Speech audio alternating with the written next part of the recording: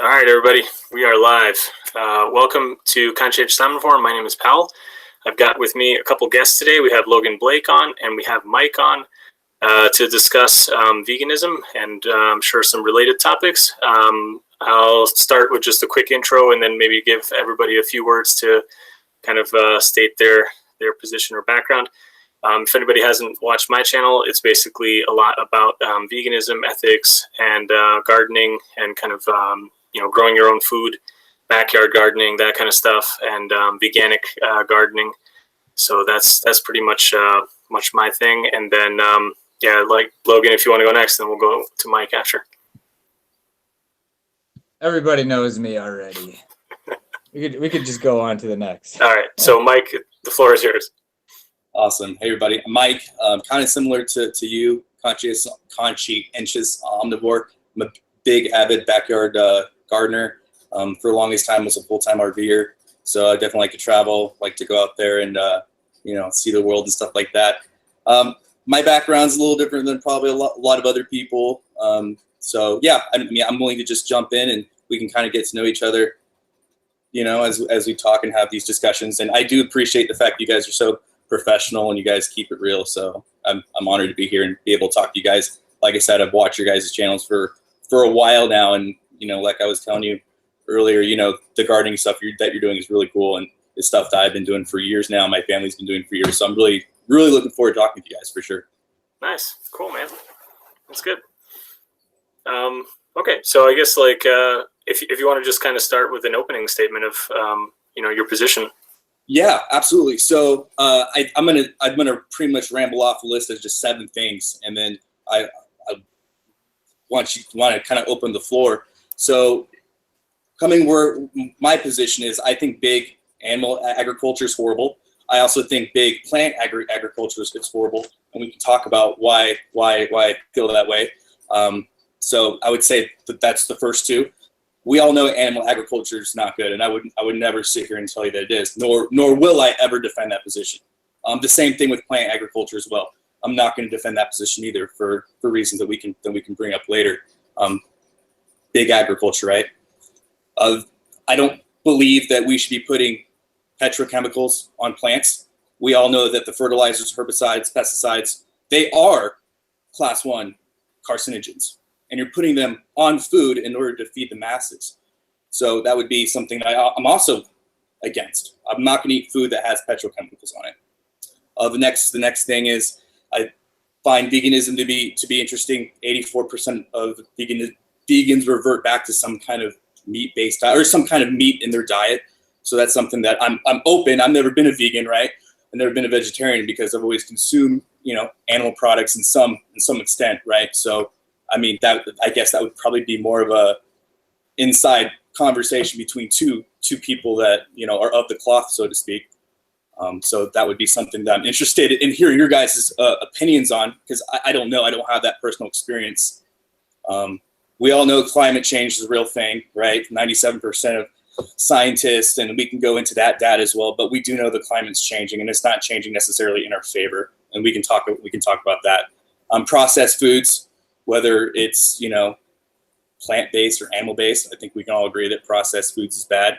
And then I believe that human beings are omnivores, but you can live a completely healthy diet, vegan diet, as long as you get that supplementation. So I'm never going to sit here and tell you that being vegan is somehow unhealthy, or tell you that you can't get all the nutrients and stuff that you need from a vegan diet, because that's false. But the pretense that I come under is under a sustainability model. And then on top of the sustainability, I'm also preparedness and sustainability. Those are my two big things. And so for me, and what I'm able to do at my own home here would prevent me from being a vegan. So then I open the floor. Sorry, I missed the word you said right before sustainability. I didn't hear that one word. Preparedness. Okay. I think they go hand in hand. I mean, if we're being honest, I think that you can say that I care more about preparedness than sustainability, or vice versa. I care more about sustainability than preparedness. But if you're doing one, the byproduct will be naturally the other one. And I think vegans actually, especially people that grow their own food, whether they're vegans or not, I think they understand this concept and model.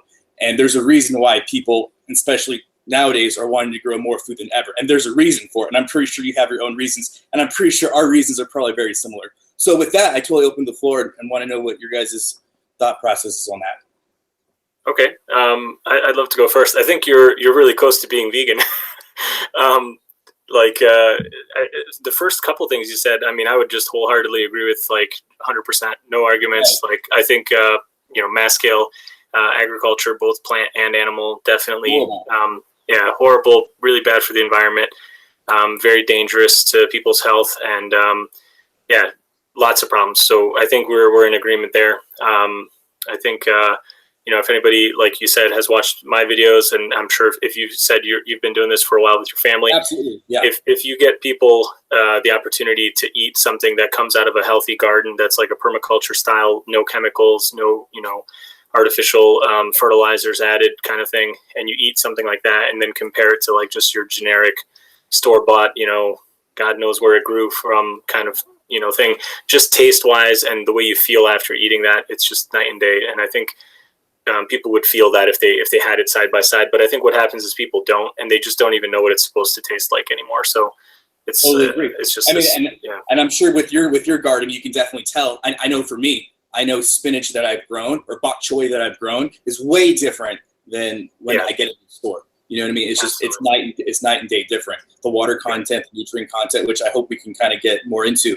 But at the same time, for me, and this is going to sound crazy, and I'm going to say this, I'm going to open the floor for you guys to kind of talk. I believe that animals and sustainability, when it comes to our diets, go hand in hand.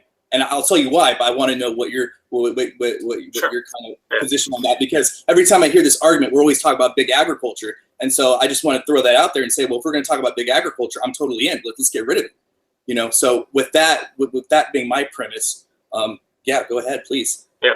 So then, I just want to touch on something you said real quick about you pretty much just said that you do admit that it's possible to be healthy on a fully vegan diet.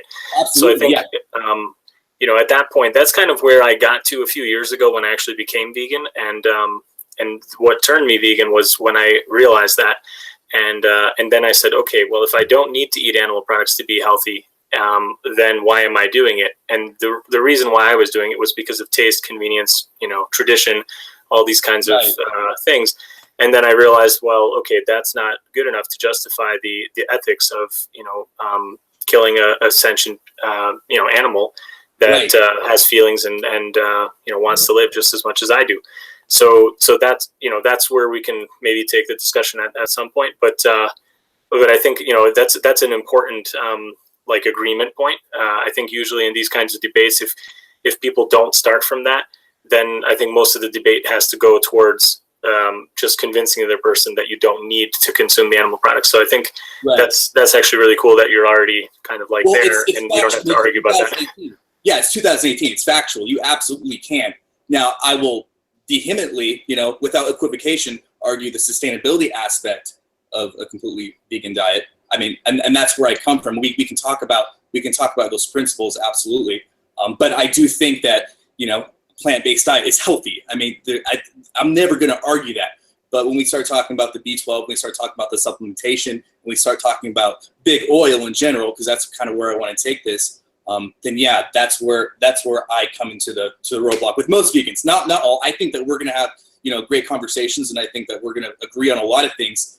But the way my lifestyle is, I'm going to bring up a few things to you guys, and kind of get your thoughts and opinions. And I would love to talk about ethics because I do eat meat, right? So I do have to kill an animal, and I think it's inappropriate when we start saying murder and we start doing all these other things. Because we want to talk about murder, the difference between murder, homicide, manslaughter. We can talk about the intentions. We can talk about even Thomas Hobbes, right? When we start talking about what a social construct is, and we can start talking about all these different things. But I will maintain a position that I think that I can be a morally good person and still eat meat. So I really would like to know what Logan, because I know he's kind of in the corner there. I don't want him to, I'd like I said, I've watched his videos. I think they're great. I'd like to get his perspective on it. Yeah, Logan, do you want to say a few words? So I mean, you could just use, if we're talking about murder, right? You could just use any word you want to describe an action. Like, Right. so if I'm taking a knife and I'm slitting an animal's throat, you Right. could just say I took a knife and I slit an animal's throat. Now, does Right. that make it better than murder by me just wording it that way? You know what I mean? Well, I mean, well, if we're talking about a system of we're talking about a social construct in which we, like Thomas Hobbes, right? Take him as a psychologist. We are born into a society of rules based upon ethics. And we can talk about what that term ethics is. But yeah, the terms matter, especially when we're talking about, living in a system where there's a justice system and a police officer has to determine, is this theft or is it burglary? Because technically you can have both, but they're different. Same thing with murder. You have intentional murder, and then you have somebody that has a DUI, and then you have manslaughter because it was never his intention to get drunk and kill somebody, maybe to get drunk and drive. So I do think the terms matter. But I guess my question to you, and I've heard you say this, out of survivability, right? Do you believe that it's okay for somebody to eat meat if it means their survival? Okay, yeah. Before I answer that though, so like you're talking about legality, right? So I mean, if you're trying to figure out whether it was a crime like murder or whatever, you might want to use that word. But I'm just talking about like if you just say what the action is, that doesn't make it any more moral or immoral than I just use a different word. It's still the same action, right? So I saw the debate you had with I believe he's from Jordan, or he was the meat eater, and they were talking about nature and what's natural and all that stuff. We can talk about that too. But you said something that was profound to me, which was the spectrum. And if that's still what we're operating on, because you said spectrum, right? And if that's what we're operating on, that's great. I would love to take the conversation from there if that's okay. Yeah. Okay, cool. Okay. Yeah, awesome. Yeah. So yeah, I mean, I could kind of see what you're saying too about like, yeah, it might be like you could slit an animal's throat by accident or something, right? You could trip and fall and slit it. Okay, or intentionally for. I mean, I'm not gonna lie, intentionally, because the butcher, all the meat I produce, I butcher myself. So I like the. You guys had a video conversation with another guy who's in California, and he was talking about, oh, you like to get intimate with the people that kill your animals. Well, with me, I am that guy that does that, right? So, yeah, I'm very intimate with myself and my animals. But I just want to make sure that if we're talking on the spectrum thing, that's good, and I'd like to keep going from there if that's okay. Yeah. So I actually just had to talk about survival yesterday with Jesse. He was in the chat a couple of seconds ago. And so we were talking about if you're on a desert island, right? And you have a pig there. Yep, I saw that. Would you eat the pig? So I mean, right? First you could look around whatever the pig's eating and then eat that, right? Because it's going to be pretty rare that you're in a survival situation where you have absolutely nothing to eat except the pig, right? I'm sure there is like if you're an Inuit or something. Yeah, sure. Yeah, it depends, and that's a good point you bring up. So, and not that this matters, but I was watching you eat all that delicious spaghetti. And, you're talking about like support the troops and everything. So with me, I can tell you that I served 10 years. I graduated of SEER School, Survival, Evasion, Resistance, Escape. That's POW war camp in the American military.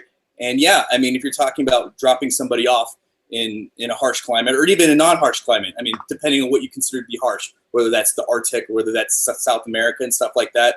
I've always thought one thing I've always found fascinating with your arguments is how much time and effort it takes to hunt food. And we're always talking about that. But how I was taught and how we're taught by people of bushcrafting skills. And that's actually not the way that you would get animals. We talk about snares, we talk about makeshift traps, we talk about going to where their domiciles are. So I find it very interesting when you debate people and you say about how much energy it takes to find an animal and all this other stuff when you could just eat wild edibles. I think that's a fascinating argument. And my question to you would be, two questions, Logan. What crop zone do you live in? What crop zone? What What crop zone do you live in, sir? What do you mean by crop zone? There's different. It's like a U.S. thing, Logan. I don't know if they have it in Canada. It's it's basically like the farther south you are, the lower the number, right? And then if you like go farther and farther out, it goes higher and higher. So like Connecticut would be, I don't know what is it, like a 7 or something. And then if you go farther down, like to whatever, then you'd be at 6 or 5. If you're down in Florida, it's probably like I don't know, 3 or 2 or something. I don't know. So yeah. The only reason Could I answer could I answer one thing that you were saying before you asked me that too? Because you were saying about catching animals, and you heard my arguments before. So one of the things, like when I talk about catching animals, this is a big myth in the paleo diet likes to push, is that they used to run down animals. So that's probably that's the main thing that I would find goofy, is that you would chase. Yeah, I'm sorry. No, I definitely agree with you. Now, you have different tribal people. Obviously, we can see different places in Africa versus Asia where there's more of a swimming versus running culture. But for survival, and from what I've been taught, I'm not gonna be running down with a stick, using as a lightsaber, taking down Not even that. They say run it, like they would chase an animal till it was exhausted, and then once it collapses, they would eat it. So that's the most ridiculous thing I've ever heard. That the energy expenditure for that would be insane. And then what you were just saying too, that would not only the energy expenditure for that, but then the risk is not worth it either when you could eat something else. Yeah, exactly. And that's why if you look at traditional bushcraft, they teach that, obviously you want a snare. You want the animal to already be exhausted by the time that you get to where the animal is going to be in an already compromising situation. So yeah, I would totally agree. But, people always ask every class, I'm sure, because it was asked in my class, what about eating only vegetation? And quite frankly, it's not really possible. It's not feasible.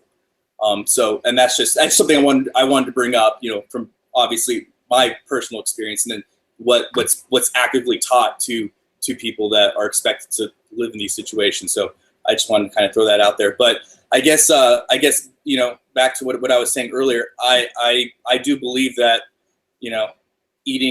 having a protein diet that does consist of animals is sustainable.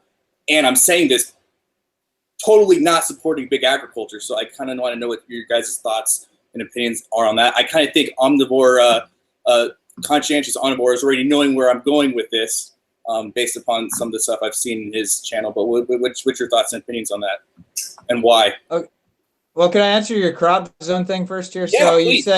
You said, where am I in the world? Like, what's your crop zone? Like, what type? Yeah. You're asking basically what grows here all year round, and is it sustainable for me to eat like the plants that are around here? Obviously not, because like in the winter there's nothing growing, and it's like cold here at least 6 months out of the year. There's snow, right? So what you're saying is accurate, but like nowadays there's transportation, so we're not living in a time where you can.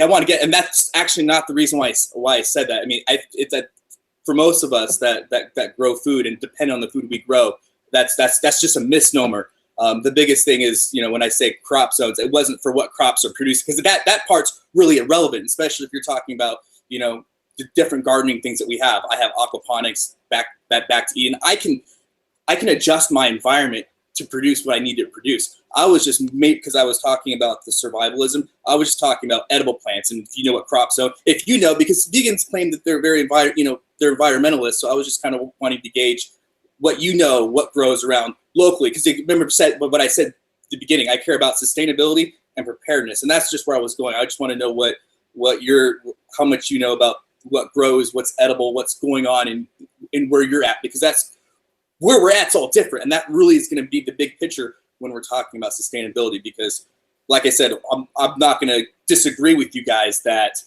big agriculture is a good thing, and that's kind of where I'm trying to lay the foundation here.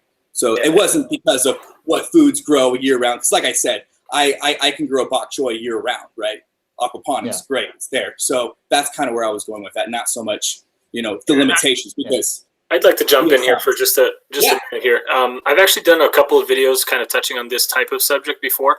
One of them is about kind of the the food preservation. So one aspect of things is that even if like Logan has a really short growing season, it's certainly possible for him to basically grow an abundance of food, grow more than he actually needs during the summer, and then preserve it. So you can dry stuff, you can freeze things, you can salt things, you can pickle things, you can can things. There's just like a number of different things you could do. And a lot of these you can do very environmentally friendly. So either requiring no additional energy beyond just cooking and then canning. You only input that energy once, and then you don't even have to put it in the freezer or the fridge. You can store stuff underground in like little, basement type things where there's like high humidity, like little dirt, cellars and things like that. You can also grow really calorie dense foods like potatoes and squashes and things like that. Those will last months at a time, sometimes even more. Like I've had a butternut squash, last in a basement for 6-7 months, no problem. So there's stuff like that, and then there's grains. Grains last virtually forever. You can dry beans, and those will all grow in like very northern places. So that's one aspect of things that I think a lot of times gets overlooked. And then the other thing that I also want to say is that the farther north you go, the more extreme your summer becomes. So I've actually had a video where I talk about this too. People extend their growing seasons with wali pinis. Those are like underground greenhouses. Those are, again, very cheap, very easy to build, and require very little like energy, like inputs. They work with solar power, and then you could extend your growing season. And in some places, like when you go up to Alaska or northern parts of Canada, you have like super intensive growing seasons in the summer because there's so much daylight. So they have like close to 20 hours of daylight in some parts of Alaska during the summer. And that's where you get these like massive, like monster vegetables where the cabbage is the size of your, half your body and all this kind of stuff. Right. So it's certainly possible to grow vegetables in really extreme places too. Oh, I agree. Because like I said, I grow that year round. I guess my biggest question is, why is it not sustainable? Because I think it's more sustainable to have the way nature has it. Animals, plants, they coincide. So I guess my big question is, every time we hear about sustainability, we always want to talk about big agriculture, and that's fine, because if big agriculture disappeared tomorrow, it wouldn't affect me one bit. So I guess my big question is, how is it not sustainable? And then we can talk about that. So I guess, there's one thing that I want to ask you. Like, I don't know your specific situation. I don't know, like, how much of a garden you have, what size of land you have, and what kind of animals you're keeping as well. So, the larger land animals definitely require more space. They require more, feed and all this kind of stuff. So, like, are you feeding all your animals from food that you're growing as well? Like, what are you keeping? Are you keeping chickens, ducks, things like that, or bigger things? Did I lose you? Mike? Logan, you're still there, right? I'm still here. I don't know. He must have, his internet maybe went out or something. Yeah. He's in the garage or something. So, yeah. He's got the link. He could hop back in. Okay. I'm going to check the chat meanwhile and say hi to everybody. Don't say hi to. There's a couple losers in there. Don't say hi to them. Go on, man. Everybody's a winner if they're on, giving us the thumbs up. All right, so yeah, I guess I don't want to like lose my point here with Mike, but I think I just want to wait until he comes back.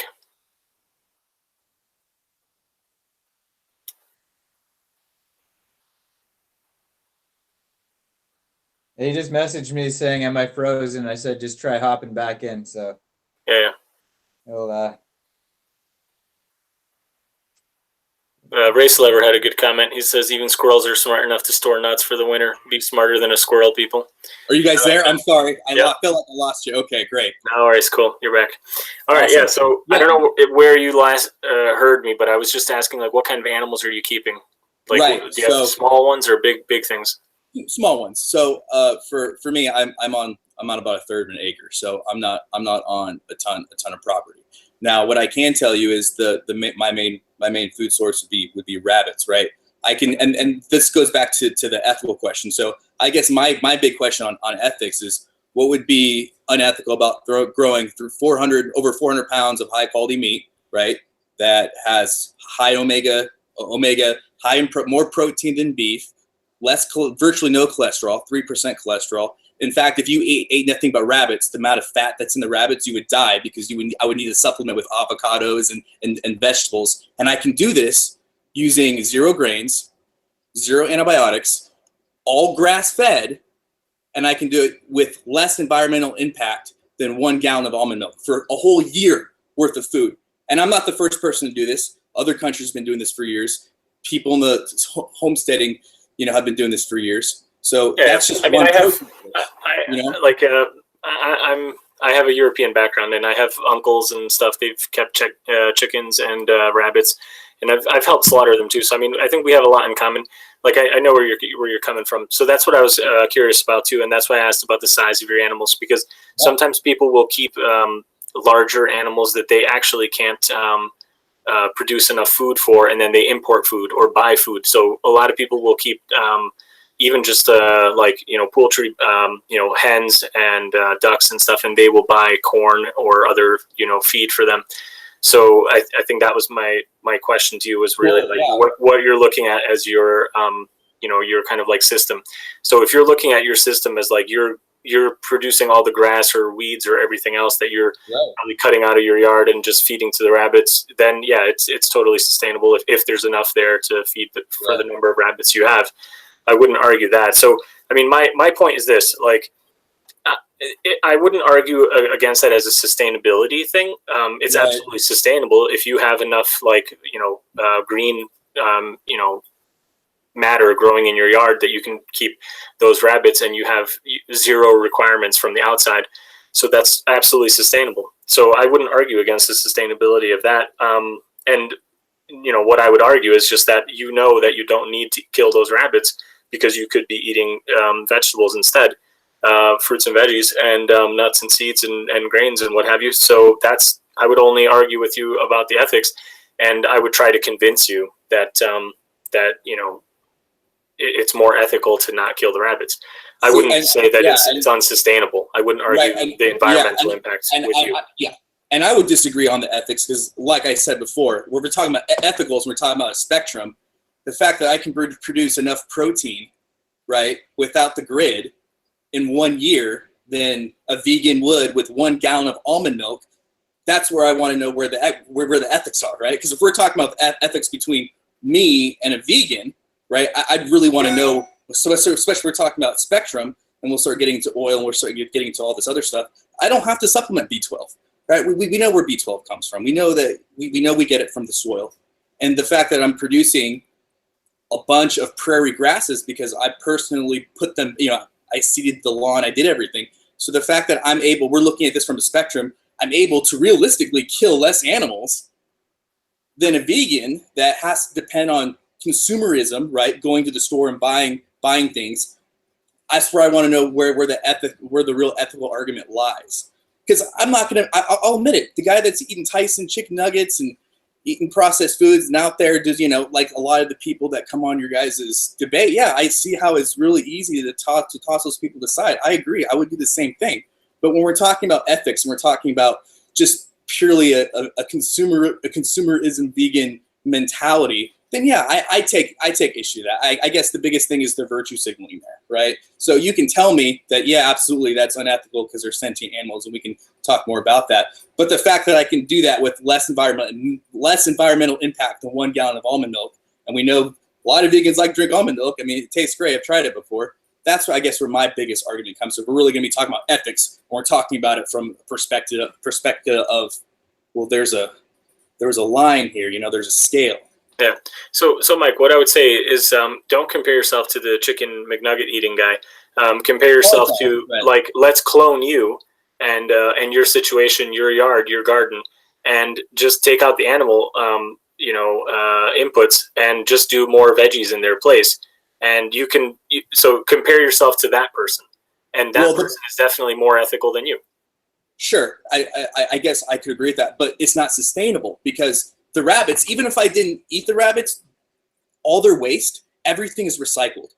I compost so much, and even with how much I compost, I have 2 90-gallon containers that I compost. I have to make compost tea all the time because I literally don't have enough compost to put on all my plants. And if I didn't have that input, it wouldn't be sustainable. I wouldn't be able to do it. That's what in nature. If we're talking about. Yeah, but have you ever looked up human manure? Oh, absolutely. Yeah, I have.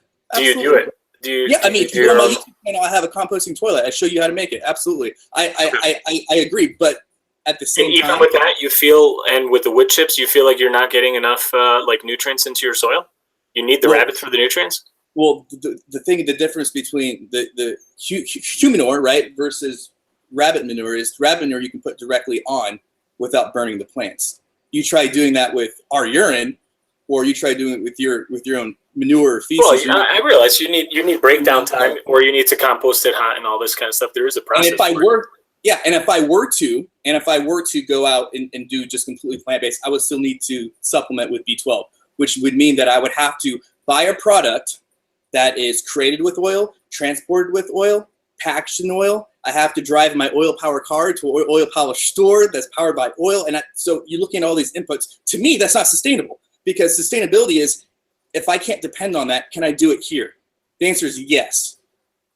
Well, I don't know if you've seen it, but there have been actually a bunch of studies where they've shown that B12 is like proven to be like taken up by certain types of plants. I forget which one it is. I'll have to look because it was in my Twitter feed. But somebody had posted this like really remarkable study. They basically did like I don't know if it was like a radioactive isotope or something, but they somehow marked the B12 that they put in the soil. And then they planted, I don't know if it was bok choy or something else, but it was some type of green. It may have been like a mustard green or something. And it was shown that it was being transported into the actual part that you would eat. The only thing I've seen on that is duckweed. I grow duckweed here as well, because in the wintertime when I can't produce all the grasses and stuff, I have enough grass as far as, you mill it, make it to pellets, right? But making sure that protein content, I do produce duckweed here as well in my aquaponic systems for that. So I believe duckweed is what they've been trying to do. It hasn't been successful yet. But I don't know if it's certainly been successful. The point is though that like if you're doing the kind of gardening we're talking about, occasionally just eating some of the dirt by mistake, from just like not washing your fruits and veggies a little bit, you could theoretically get enough. I'm not recommending that because I think again, there are some other pathogens you might be getting that you shouldn't. You don't want to get like stomach virus or something. But but I'm just saying, like from a sustainability standpoint, we used to get enough B12 theoretically from just groundwater, and basically probably the dirt and the little odd bug here and there that might stay on your food if it wasn't washed like 100% thoroughly. But again, like are we we also have to look at like what 99.9% of the people are going to be doing. Like I'm encouraging people to do more gardening, and it sounds like you are as well, like when you're talking to people. But if from a sustainability standpoint, my point has always been this: if everybody did what you say you're doing, then we almost wouldn't be here as a movement, like the vegan movement, because there wouldn't be the environmental damage, the climate change, all this kind of stuff, and even the ethics of it would be completely different than it is. But The fact is that 99.9% of the people aren't doing what you're doing. They are not doing what I'm doing. People aren't growing their own food. People are just like contributing to this big mess. And I think if we got everybody to where you are, like, and then we talk about the ethics, then that's a different story. But most people aren't there. Most people are somewhere like you were saying, like the chicken McNugget eating guy. Right.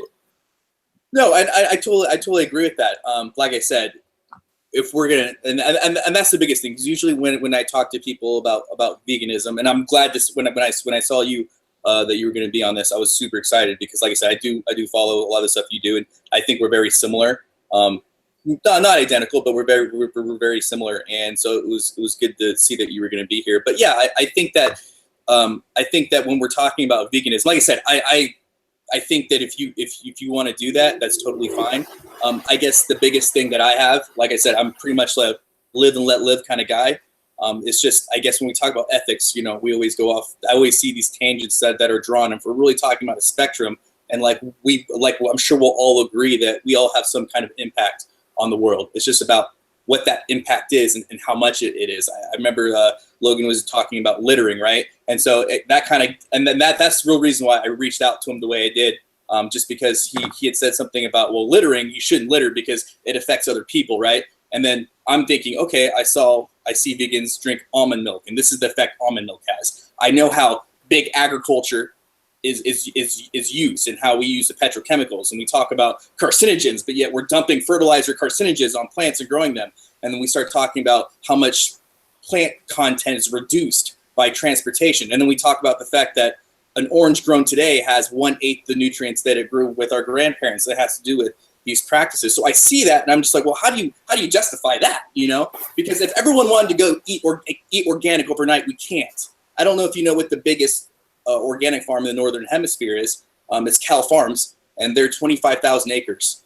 Canadian tar sands alone strip 65,000 acres a year. So when we're talking about sustainability, even if we were to try to take all the arable land and switch it to eat plants, and I'd love to go down this rabbit hole with you, I just don't think that's sustainable.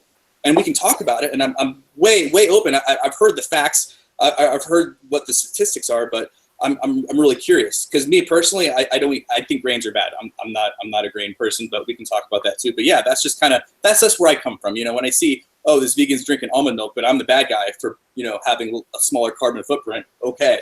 And that's where I come from. Well, I mean, you know, again, the almond milk thing, you compare that to like dairy milk, and you'll see that it's a small fraction of the water required and the energy required and everything. So, right. You know, it's like, but what are you, so yeah, you have to look at what are you comparing it to? You know, the vegan drinking the almond milk is still, you know, by and far, like far better than the person drinking the dairy milk, even if it is like, you know, organic or whatever. Right. Organic culture is bad. Yeah. So like, I don't think that's really like, you know, all that important. You can make your own, you know, almond milk. You can make your own other kinds of milks too. You can make it from seeds. You can make it from grains at home. It's super easy. You just put it in a blender with water, and then you strain it through a cloth. You don't even have to throw away the pulp. I usually whatever I make, like, you know, plant milks at home, I take the pulp and I bake it into breads and stuff, or put it into pastries or muffins or whatever, you know, people want to bake, or put it into pancakes. So, you know, you can lower. I couldn't agree with you. Yeah. I mean, you can lower your impact even further, you know, as a vegan, you know, compared to a vegan who's just buying, you know, store-bought everything. But again, you know, you're comparing, you know, what to what. So if you're comparing it to animal agriculture, it's still like significantly lower. And if you're in agreement there, that's fine. You know, and I want to go back. I want to go back to this thing of, you know, you're saying like, okay, so you need the B12, and right. And for that you need to go to the store and whatever. But what other things do you go to the store for? I mean, you didn't make that shirt, you didn't make the garage door behind you, or what have you. Right. So, I mean, like, yeah, you do have to have some reliance on other people. I love this idea of being more self-sufficient, but to be 100% reliant, that's not really, you know, practical, you know, and especially not for somebody who we're on YouTube, we're like talking through a webcam and what have you. Oil powered, yeah, absolutely. Yeah. So I mean, it's like we have to keep these kinds of things in perspective, and right. And I think really like the B12 really is the only, you know, true supplement that is recommended to take, like, you know, for everyone. But that is there for people consuming an omnivorous diet as well. Some people just don't get enough. You know, in your situation, your animals eating, you know, probably grass and getting some dirt and whatever, they probably are, you know, getting enough B12. So by consuming them, you know, you're most likely getting enough without a doubt. But, you know, again, I would just go back to the ethics of just looking at it from the perspective of the rabbit. Like, is you not getting a B12 because of like this concern that like you have to drive to the store to get it, and it was made with, you know, some kind of energy input and probably some kind of fossil fuel involved at some point down the road, with, you know, some type of impact to the world. Is that like worth like the life of that animal? Like, you have to look at it from that perspective. Like, from the rabbit's perspective, like he's not gonna agree with you. No, I can't tell you that I totally agree with you on that. But you have to remember, as prepster, right? Prepper, homesteader, I'm not here to change I can't change the world. What I do believe in is changing communities one backyard at a time. And I would think that a lot of us do agree with that perspective. Absolutely.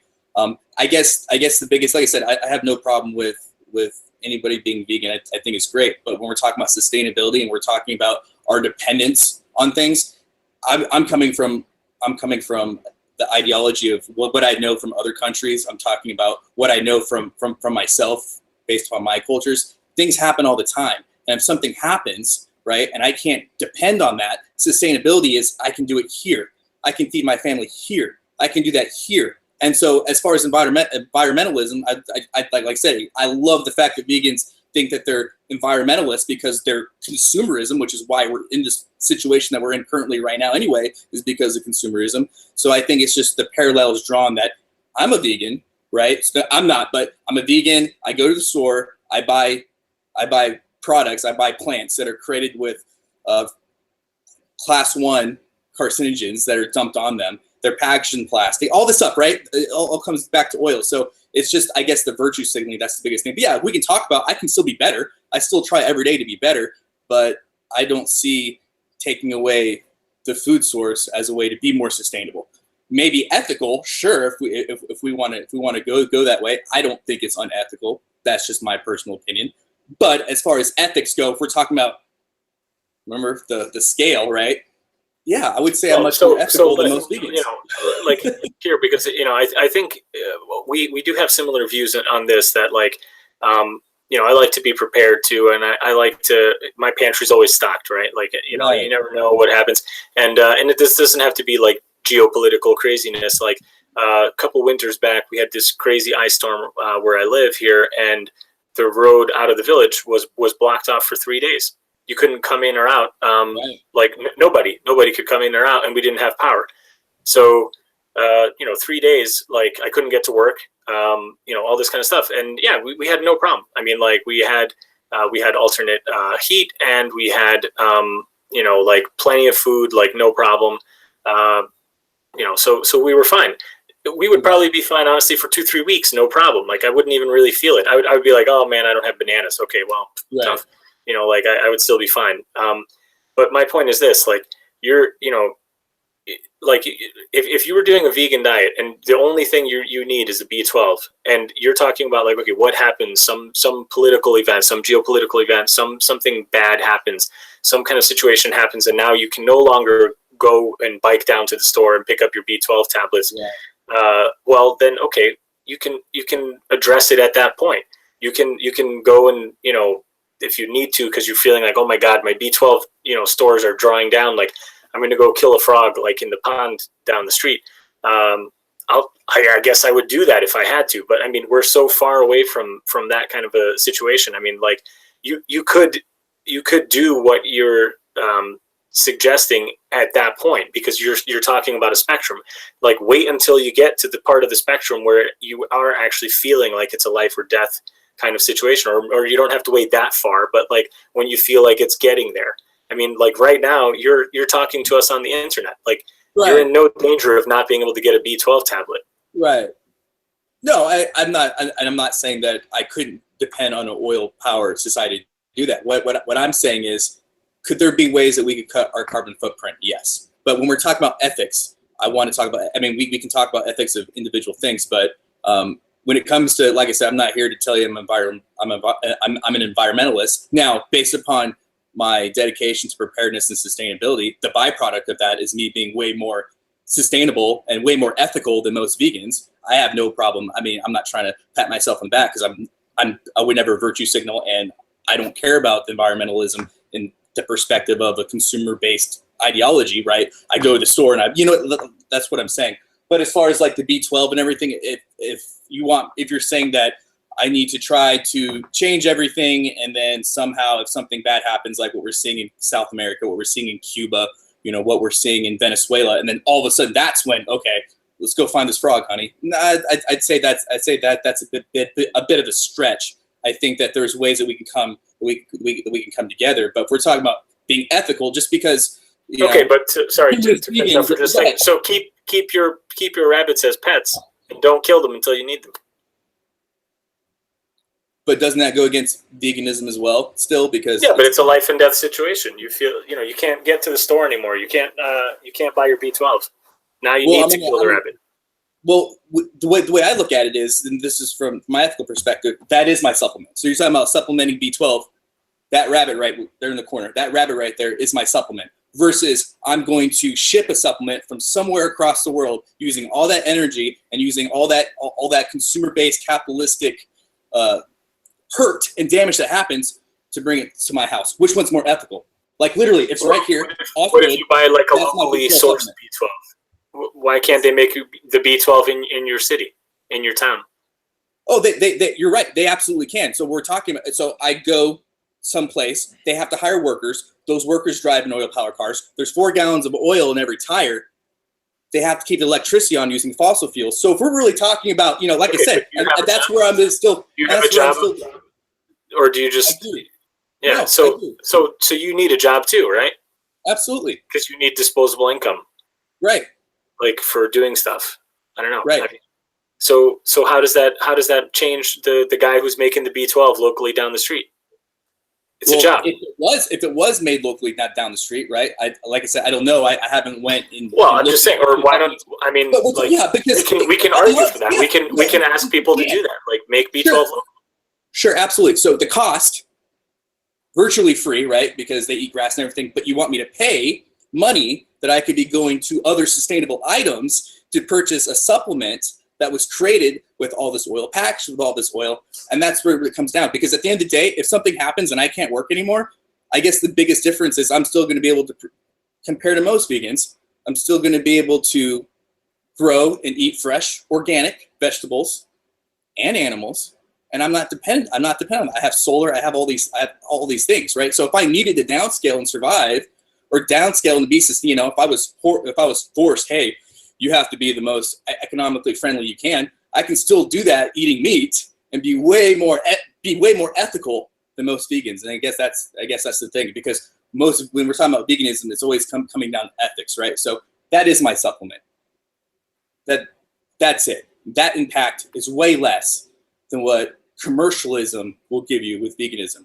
It's just, Can I jump in for 1 sec? Yeah, go ahead, Logan. Okay, so I mean, not everybody can grow fruits and vegetables, obviously, the way cities are constructed, and you're kind of, you would be a rare case, even in Thunder Bay, where there's lots of people who have farms like all over the place. It would still be rare for you to be growing all this stuff in the city, right? And so when a truck gets a shipment and brings it to a store, it's not like just for that one person. It's a truck filled with things, right? So it's not like they're just shipping that one B12 for you and it's using all sorts of energy for your one B12 thing that you're having to get, right? And I would agree with you that, if the world was a perfect place, it would all be permacultures. There would be no cars. There would be like some kind of people mover thing, and everything would be environmentally friendly and great.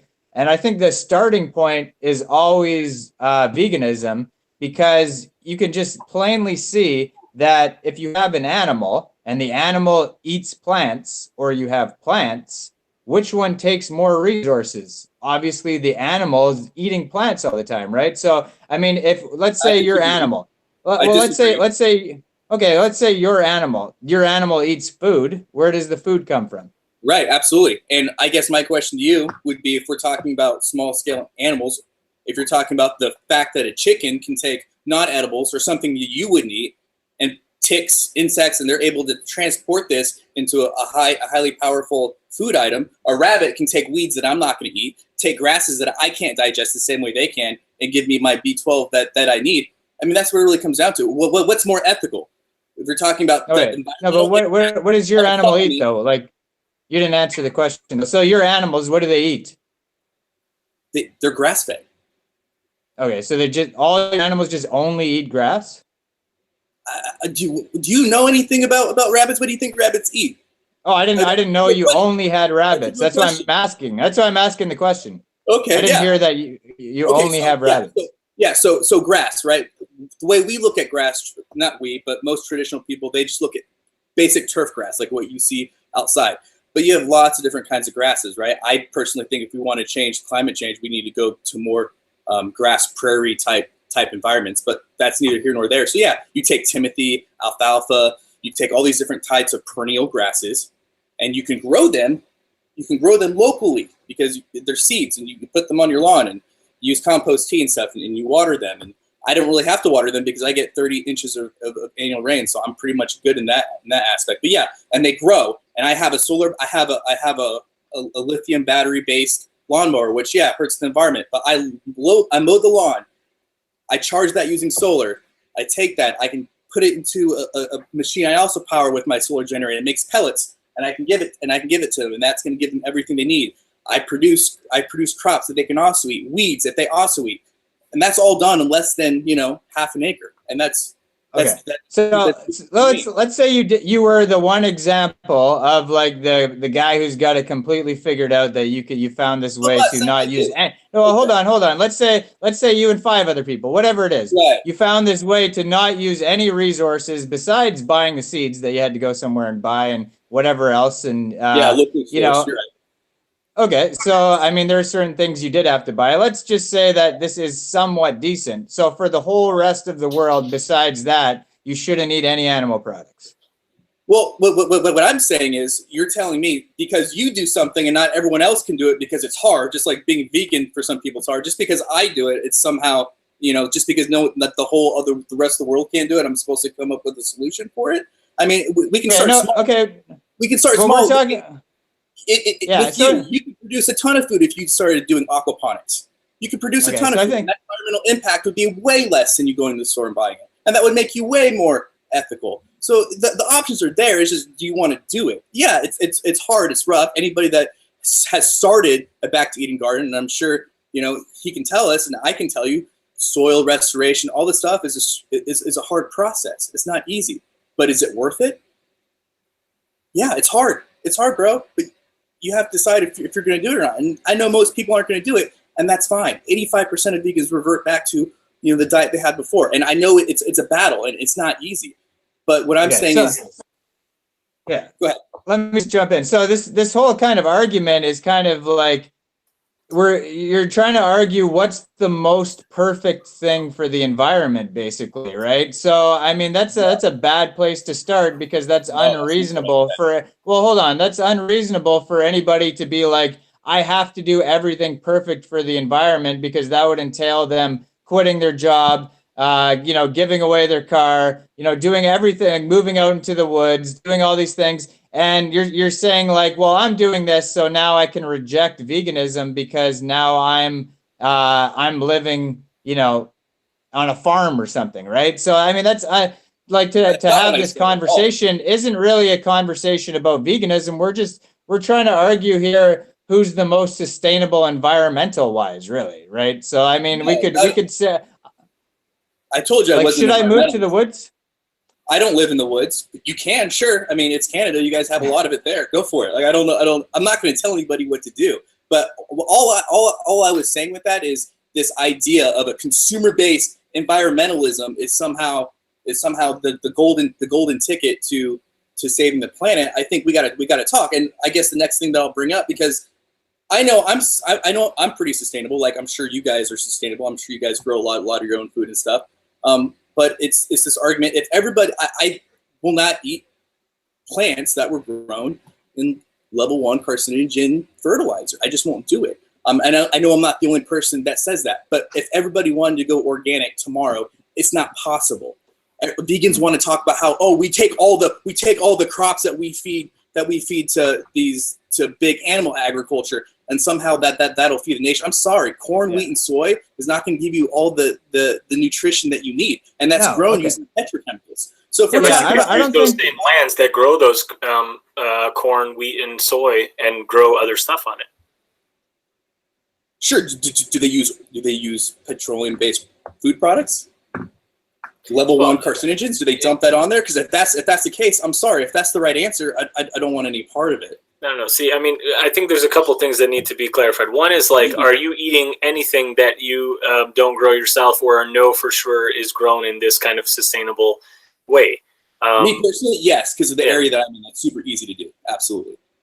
I know where it comes from. My rabbits, I know exactly. I know their parents. I know the lady that breeds them. They're sired. They're pedigreed. My food, I know where I go where it's grown. I can see it. It's there. But then again, that's. So you never eat out though. You don't go to like a restaurant. You don't like go to a friend's house like to, I don't know, have a birthday party or something.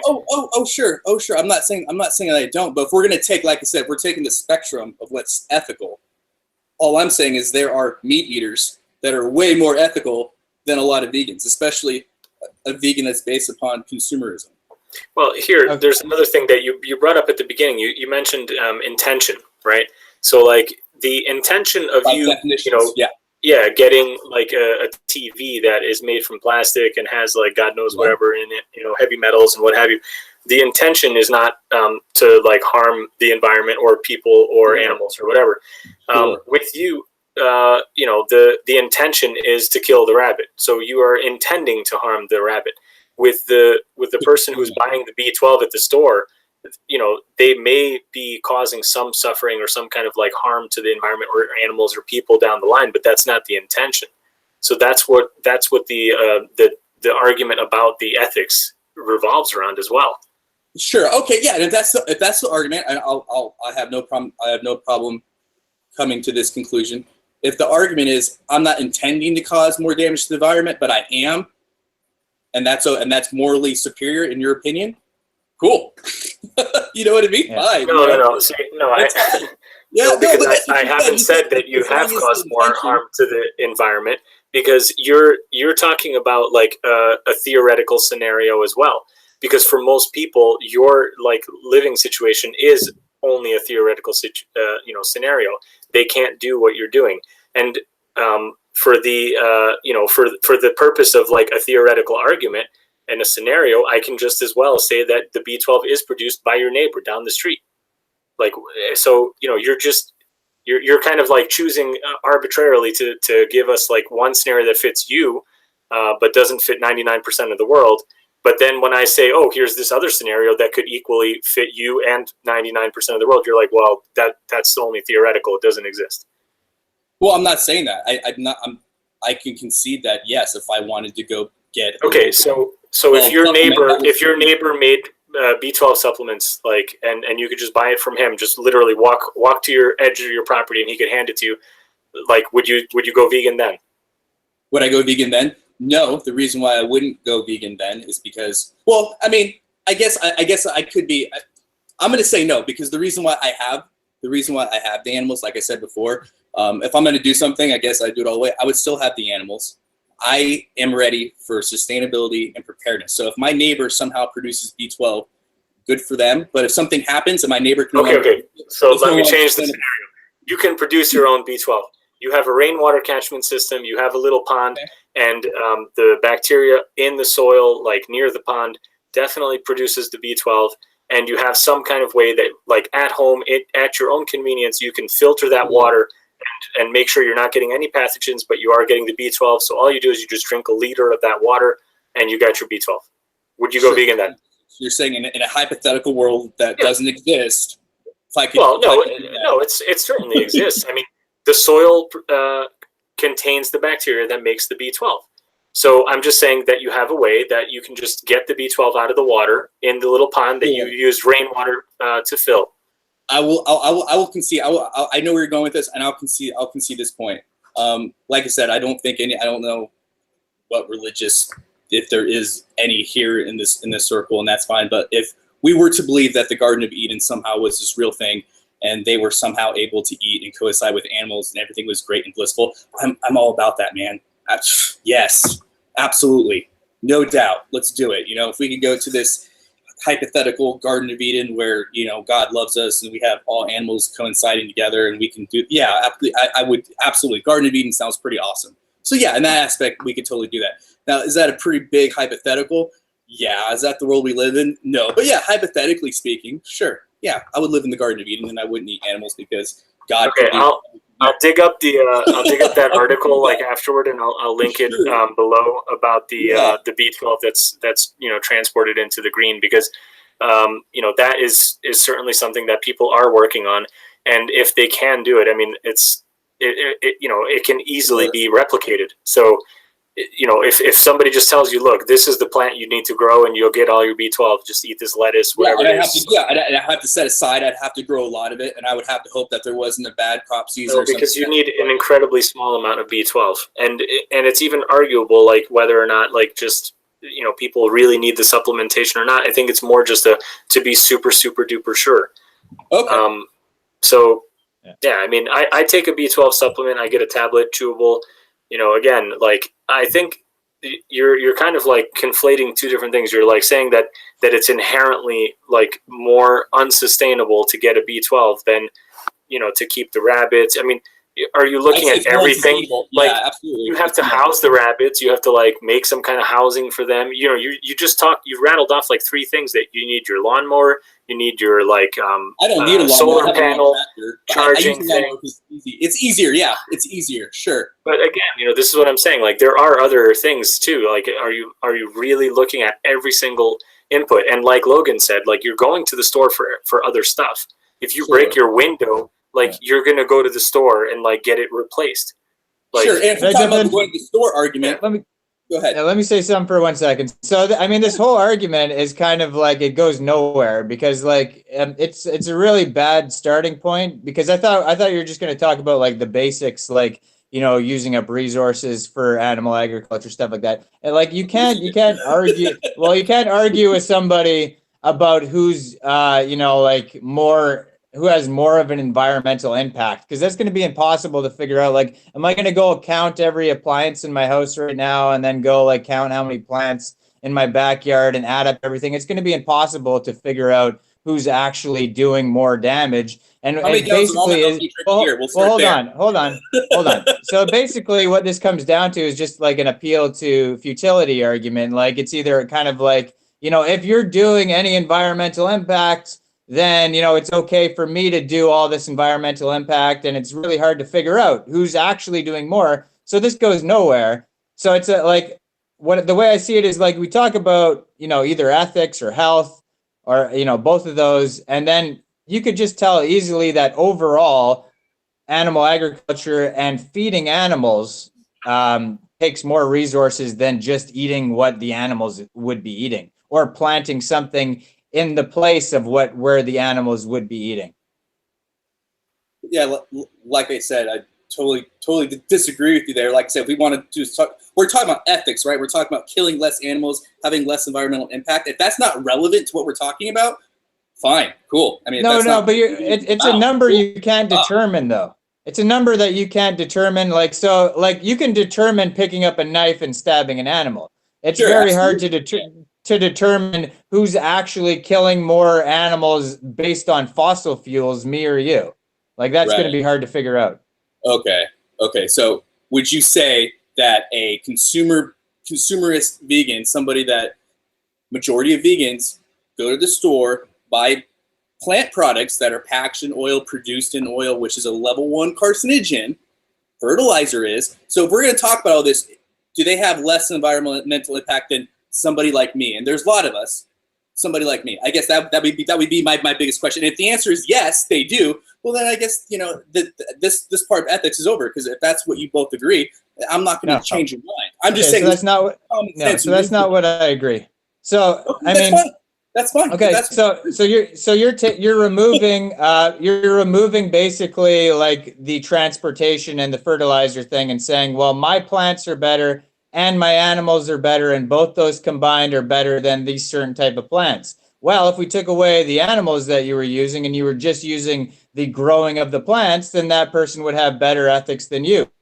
You just removing the animals from plants and growing system always ends up better than having the animals. Okay, so I don't know where we're going with that. I guess back to my last question. Is it which one's more ethical? 1 gallon of almond milk and how that's produced versus how many rabbits I can grow an entire year for 1 gallon? I mean, and that's really what I'm asking, because that's just. But who says you have to drink almond milk? That's okay. Who says you have to drink almond milk? Yeah, but you're just arbitrarily picking one type of thing. Like I could do that too. I could be like, well, what's worse? 1 chicken McNugget or like 50 gallons of palm oil? Like what we're just arbitrarily picking things. Well, if we're talking about deforestation, transportation, we're talking about all these other things, then yeah, I think that would be pretty like I say, if you can't concede the lifestyle difference, if you really think that consumer-based veganism is somehow better than somebody that actually goes out of the way to reduce their carbon footprint in the way that I and many other people do, and we're talking about ethics on a spectrum, then that's fine. I won't even, it's two on one. If that's what you agree, then that's fine. I mean, I think that's kind of ridiculous. Anybody with common sense would see that, but that's fine. And like I said, it is what it is, right? It is what like it is. if there were a lot of people doing what you're saying you're doing, we wouldn't be here. We wouldn't be talking about this. There wouldn't be an issue. Most people use the types of arguments you're making to justify their horrific, like, bad behaviors and just allow them to keep doing it with a clear conscience. Most people go to the store and buy the $20 a pound, grass-fed beef one time a month, and then they use that to, like, clear their conscience for the rest of the month. The other, whatever, 120 meals that they have, because I usually buy grass-fed. I usually buy whatever. Like, you're talking about, like, you not being a consumer, when you're talking about your own food production, but you don't realize that, like, most people aren't doing what you're doing. And I'm not let me give you an example about what you're doing. So this is what you're doing. So let's say I moved to the tropics, right? Or I just lived in the tropics my whole life. So I say to you, well, what's more ethical? Me living under this tree by myself in the bush, taking fruit from this tree and taking a crap on this tree, and then I pick more fruit, or what you're doing, right? Well, and these are things that not everybody's doing, but we're just yeah, and I would say he's way more ethical. I'd have no problem conceding that point if that's what they were truly doing. So what's the solution, though? Are you going to go move to the tropics now and go live under a tree? No, because like I said before, my number one goal is not environmentalism. I don't know how many times I have to say I don't like big agriculture, and I'm not here to save the environment. I come from a sustainability, and I come from a preparedness mindset. That's what I'm talking about. But when we're talking about ethics, when we're talking about, like I established with you in the beginning already, we're talking about a scale. We're talking about a spectrum. Yeah. And we're talking about most damage versus not most damage. And we need to talk about all these issues in totality. Because at the end of the day... You missed my point, though. You missed my point. So I just showed you how a vegan is more ethical than you by living under a tree. And I'm saying, well, what's the solution then? Like, because you have no solution to what you're saying. You're just trying to prove that you're more ethical or something because you have a farm. If you're using ethics as a veganism argument, then yeah, you have to look at it, because not all. Okay, so I just used your own argument, and I showed you how a vegan is more ethical that lives in the tropics. So what does that mean? Well, if we're talking about ethics, if you're a vegan and you're not as ethical as somebody else, you can't use the ethical argument against them just because somebody else. But you can, because because the point, if you look at the definition of veganism, is you try to limit the amount of, like, intentional harm that you are doing to animals, whenever practical and what it was, I always forget Logan, help me out there with what is it? Practical as far as possible and practicable. So yes, thank you. It's basically saying whatever in, like, reason, because, like, say, like, you go buy plants and you're not sure, maybe a harvester or something, but you got to eat or something. You're going to pick the most ethical thing that you can at that choice, whatever, like, practicable and possible for your situation. So you can move to the tropics, but I mean, that's completely unreasonable for me to say you have to move to the tropics and go live under a tree. And it's completely unreasonable for you to say everybody needs to go live like me in the bush with rabbits. I never. Well, then there's no argument. Then. What do you mean? Right?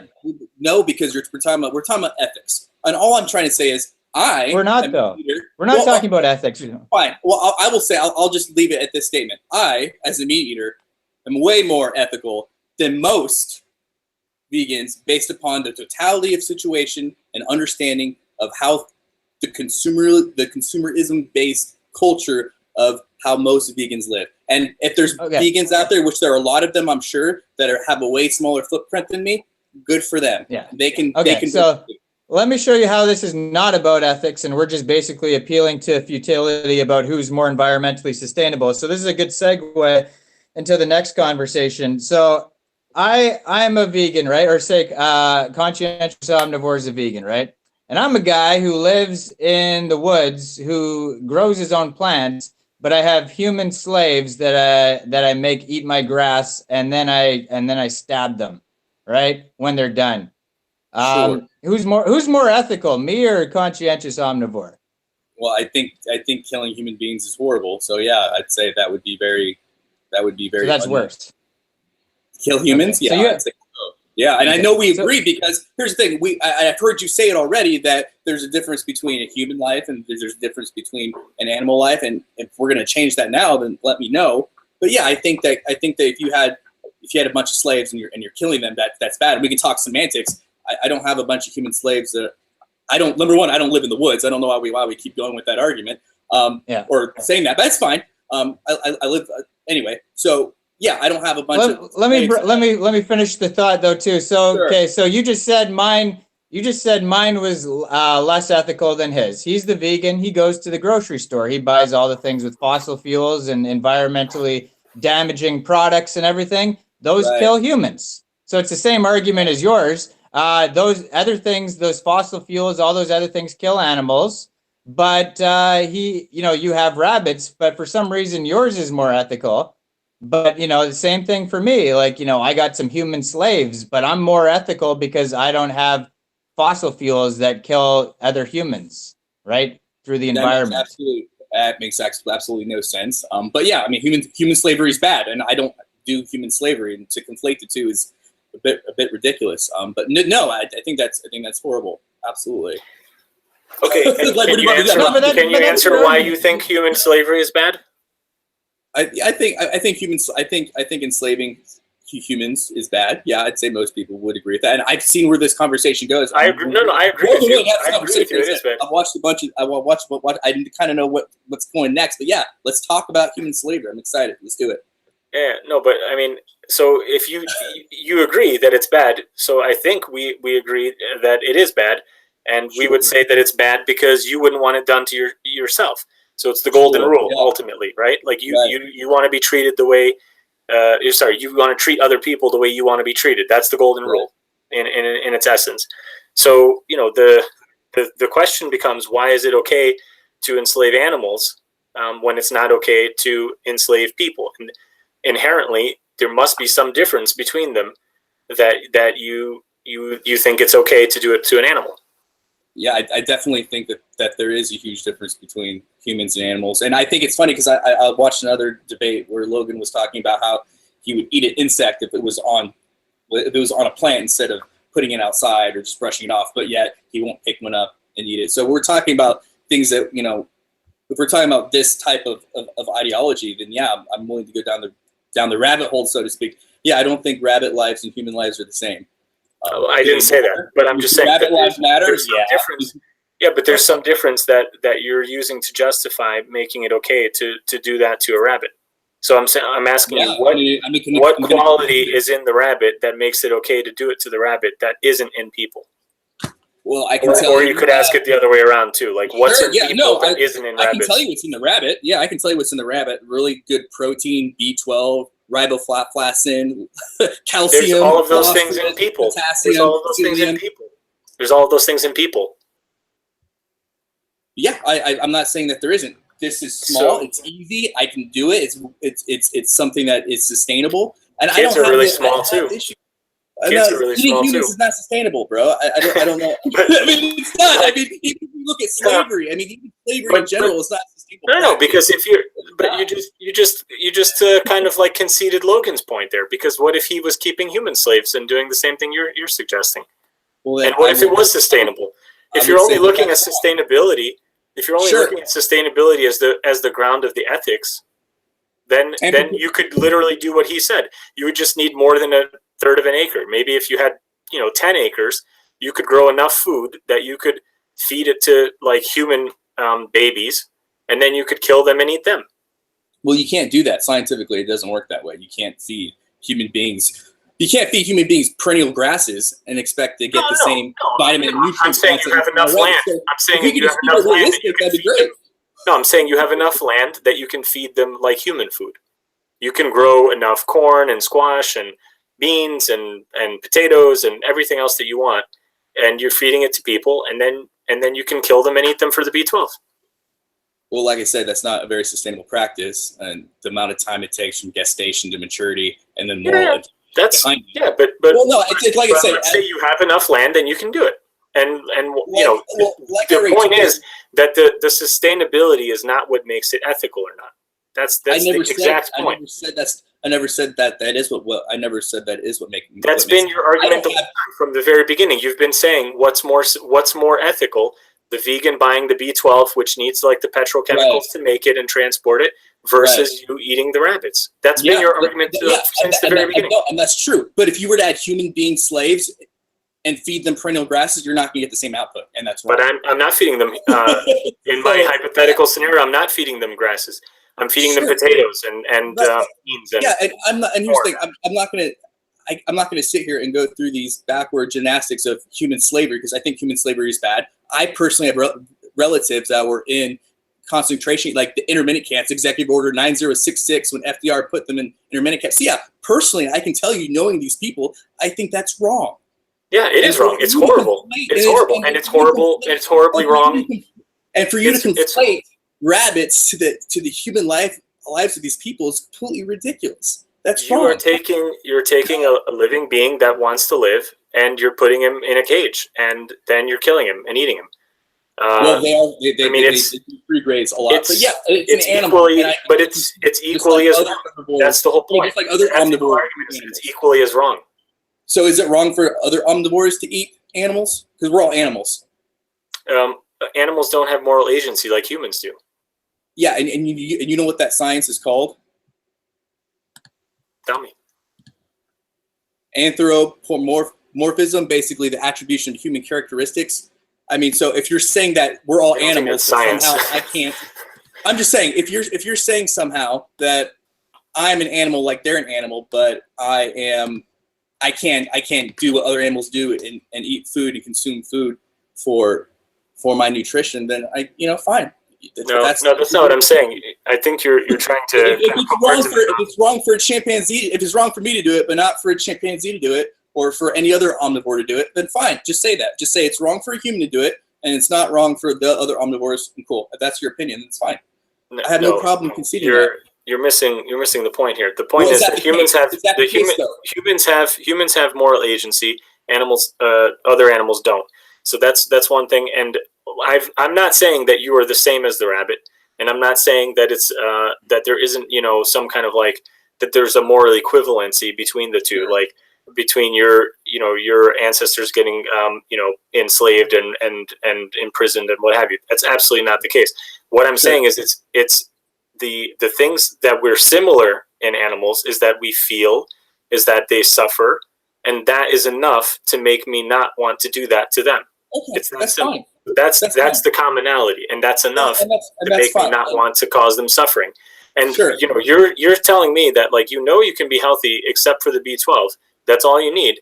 Then you could just go to the store when you're going to the store already, because you're already going to the store. You're already going to the store. You're not 100% off grid, and you're not 100% totally living your own life and never need any input and help from any other human being.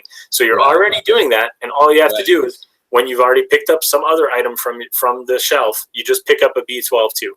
Right. Well, here's the thing. It's not just the B12. Like I said, rabbits have amazing nutrition. They also have cholesterol, and I just looked up. You said that they don't have very much. Per 100 grams, it's almost a third of what an egg would have. It's actually quite a bit of cholesterol. It's not that different from other things. I just looked it up. Yeah, no, I'm not saying this, but I can show you the documentation, the science, and we can look at the science. And I hope we can look at the science, because obviously I have big reservations about big plant agriculture, which is where that's the only way veganism can thrive in 2018. So we can definitely go down that trail too. But I guess for the animal thing, right quick, if you're saying that a chimpanzee that we share over 98% of our genetic material with, similar to a genetic code, if it's okay for them to eat a ton of meat a year annually, and I have the studies, and Jane Goodall, I love her book.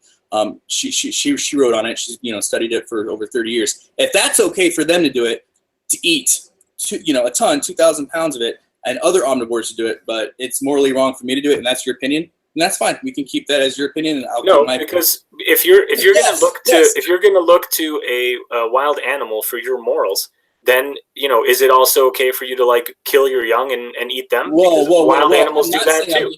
I'm not saying I'm looking to them for morals. The way I take leadership, but you are. You're saying it's okay for them to do it, so it's okay for me to do it. So you that's just not what I'm saying. That you literally said I don't think you literally said that. You said, why is it okay for them to do it and not okay for me to do it? You just said that. Sure. So if a vegan, so you have to think of where your ethics are, because you have 2 vegans and 2 meat eaters, and they may have a totally different moral code. Just because we share some similarities does not mean that we're 100% on the same playing field. So if the way I take leadership, and the way I was told to take leadership, is you take the good things you like from people and you shun the bad things you don't like. And I have that choice because, like you said, I have the ability. Saying that morals are subjective. Our morals. Well, everybody has their own code of ethics. So yeah, I mean, it's how am I to say that I think something's okay, but you're not thinking something's okay? Or when I talk to vegans that say, well, yeah, so this is why I said the golden egg, so you can have an abortion, like, you know, like we have to have. The golden rule tells you all you need to know. The golden rule tells you all you need to know when it comes to like morals. We're not talking about cultural norms. We're not talking about legality. When we're talking about morals, that's what we're talking about. You know, you can say like in some, you know, Middle Eastern cultures or whatever, it's okay for somebody to stone a woman to death because she was caught cheating on her husband. And in the US and in Canada and in Europe, that's unacceptable and that's considered, you know, illegal and whatever. So you could say, oh, well, it's subjective because in their culture it's okay. But what I'm saying is it's not, because it's still immoral, because you wouldn't want that done to you. So if an herbivore abandons their young, is that okay? This is what you're saying. I can point to things that herbivores do that This is what you're saying. I don't take my morals from herbivores or omnivores or any animal. I take it from the human moral agency, which tells me that if I wouldn't want it done to me, I'm not going to do it to somebody else. Well, neither do I, but we have some similarities because omnivores like to eat both plants and animals, and I am an omnivore, and I like to eat plants and animals as well. So let me you're say using a wild something. animal to justify your action to keep doing that. I'm not using it to justify the actions. I'm saying you're saying it's not morally wrong for them, but it is moral wrong for that one particular argument. And then we can talk about what herbivores do to their young. We can talk about what characteristics that you don't share with herbivores, but no, we can't talk about that. So okay. Yeah. Let me show you how your morals are contradictory, right? So fossil fuels kill animals and humans, right? The environmental damages kills both.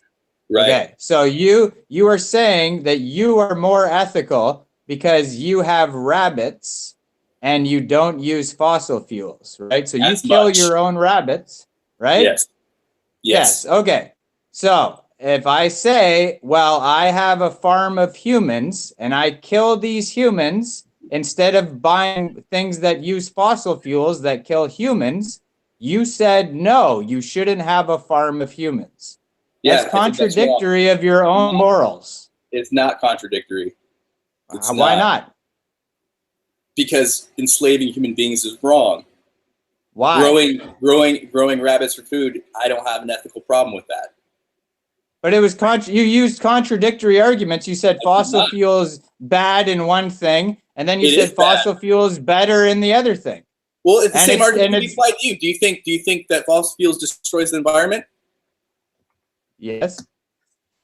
I mean, if we're gonna throw it back, so if you don't think that fossil fuels and oil and petroleum products destroy the environment and hurt human beings, if that's what you're honestly saying, well then he agreed with you, Mike. You're not listening. He agreed with you. He said fossil fuels does harm the environment. Okay. Yeah. So what's the point, though? I didn't say we should enslave humans or rabbits. So that's the difference. You said you should do one and not the other, but then you used fossil fuels as an argument. But fossil fuels kills rabbits and humans, so it doesn't make sense why you pick one over the other in different situations. Well, no, it's just like I said, I do it for the sustainability and preparedness aspect of it, and I'm very sustainable. Well, you just said you don't use that as your baseline. You just said you don't use sustainability as your ethical argument. But now you're saying it is. But then when it comes to humans, then you say, well, no, now it's no longer about sustainability. So it's not your argument. What I'm saying is that my footprint on society is a lot smaller the most meat eaters and most vegans. And if we're going to have an ethical argument, that's where I would have that conversation. Overall, I have less of impact. We all have an impact. Mine is less. Now, if you want to bring slavery into that, that's fine. If you want to say that, I wasn't talking about slavery. You're not understanding my argument, though. You're not understanding it. You're saying in one situation it's fine, in the other situation it isn't. That's contradictory of your own ethics. I'm not saying anything.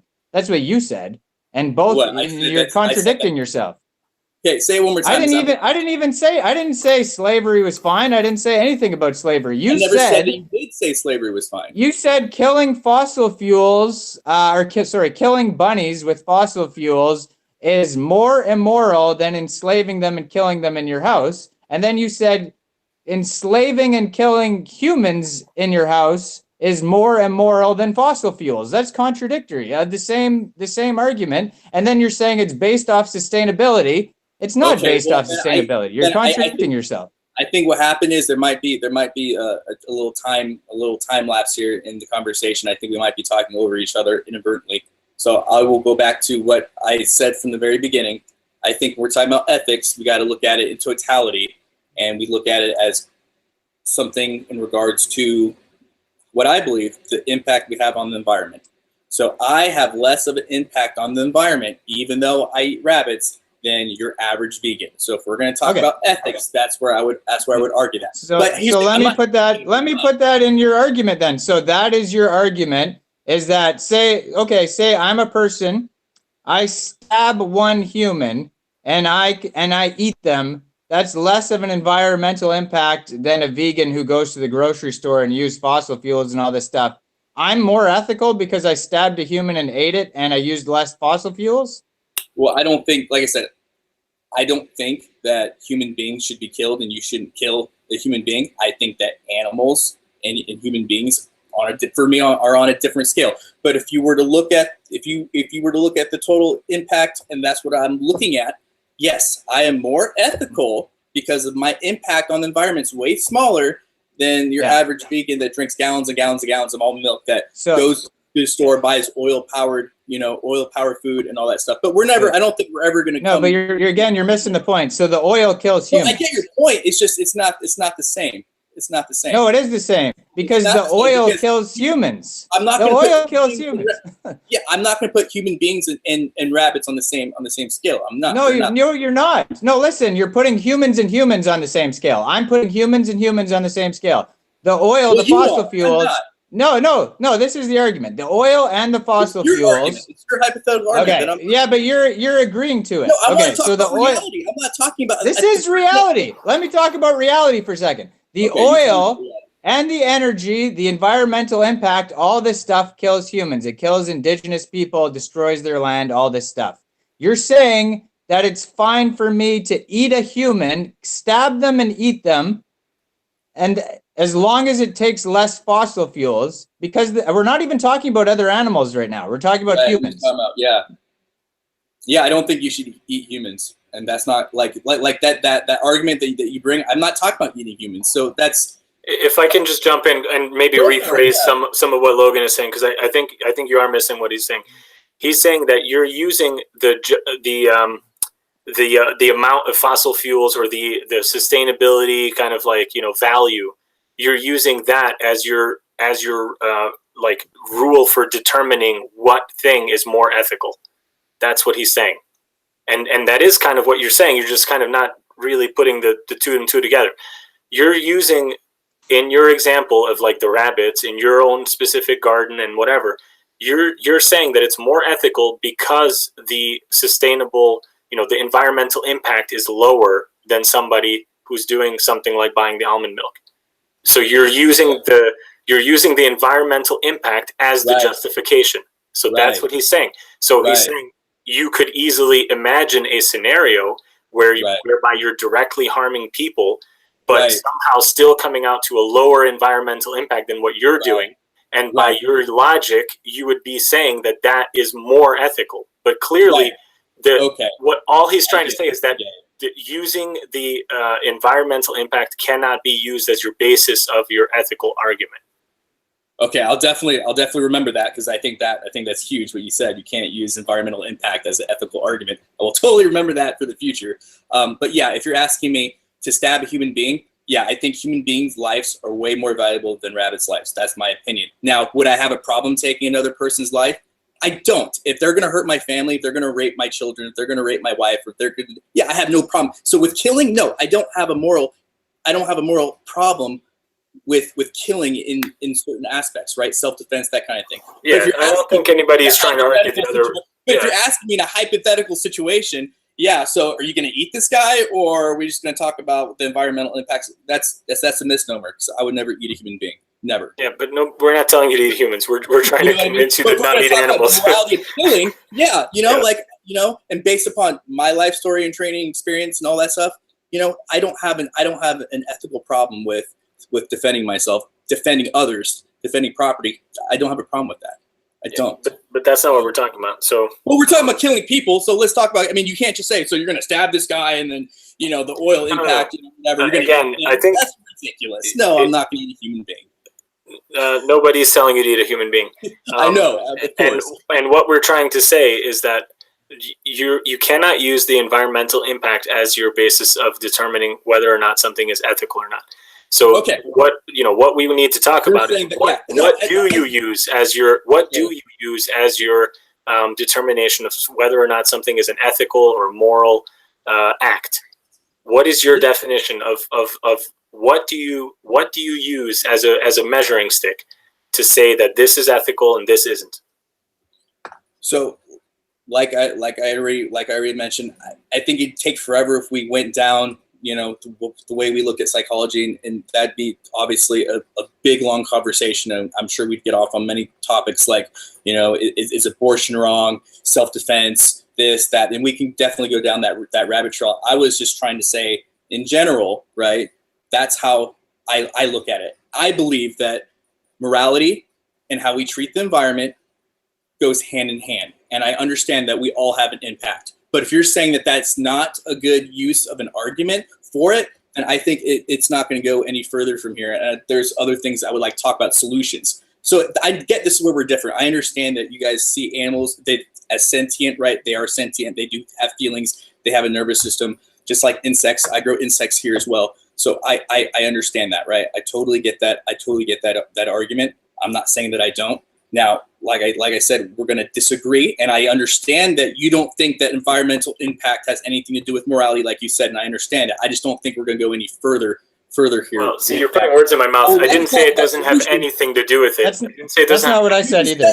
I didn't say that either. You can't equate environmentalism. You can't equate you have an effect on the environment with morals. You just said that. No, I just showed how you were. I just said how you were contradictory. Sorry, I didn't say anything. I just showed how your argument was contradictory. That's all. Okay. And and like I said, I will go back and I will say. I can tell you. You didn't answer my question, but I'll tell you what I use as my moral, ruler or whatever. My ruler is the golden rule. If I don't want it to be done to me, I think it's morally wrong to do it to somebody else. If I don't want to be beaten, I don't want to beat somebody else. If I don't want to be, deprived of food or shelter or, whatever, then I don't want to do it to somebody else. If I don't want to be locked in a room without access to move however I want, regardless of how big that cage is, if it could be the nicest prison in the world, I could be living in a mansion, but if I can't leave the grounds, even if it's a 17-acre, beautiful, food oasis, whatever, but it's a prison that I can't leave. Even then, I wouldn't want to do that to somebody else. So this goes to kind of like the vegan position on like zoos and things like that. Even if you made it huge, and even if the animal didn't even realize that the thing was there, if it's like you wouldn't want that to be done to yourself, you don't do it to somebody else. That's the moral ruler.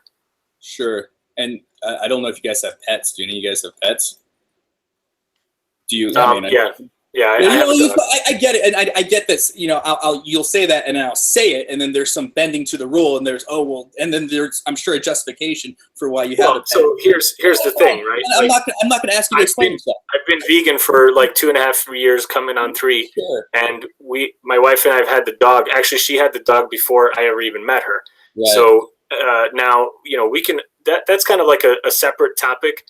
because even within the vegan community, many different people have different views on it. I personally will not be getting any more dogs after this one passes away. She's getting, on in years, and when she passes, we don't plan on getting another dog. I don't think it's a good thing to. I especially am against breeding of any kind of animals for pets. I think adopting existing pets, you're actually trying to help out a situation. But I certainly would never want to get an animal bred for me to keep as a pet anymore. That's for sure. Right. So, I mean, we can probably sum that up there if you want. Or and that's the thing. And I understand that, and I think in general, you guys are great guys. And I know, and I'm going to go out on a limb here, and I'm going to say that we all want to do what we think is right. And I think we're all moral people, and we all want to try to help the environment. I mean, you guys probably disagree with me about, the decisions that I obviously make and how I'm not a moral person. And that's fine. But yeah, definitely there's some touchy areas when we're talking about, certain things, don't do unto others what and I get that, and it's the same thing for and it would be and the dog is dependent upon you guys. You can't just get rid of it, and the same thing can be said for George Washington when he died and released his slaves, but his wife didn't, right? She didn't just get rid of it, all that stuff. So I get we can go down that rabbit trail.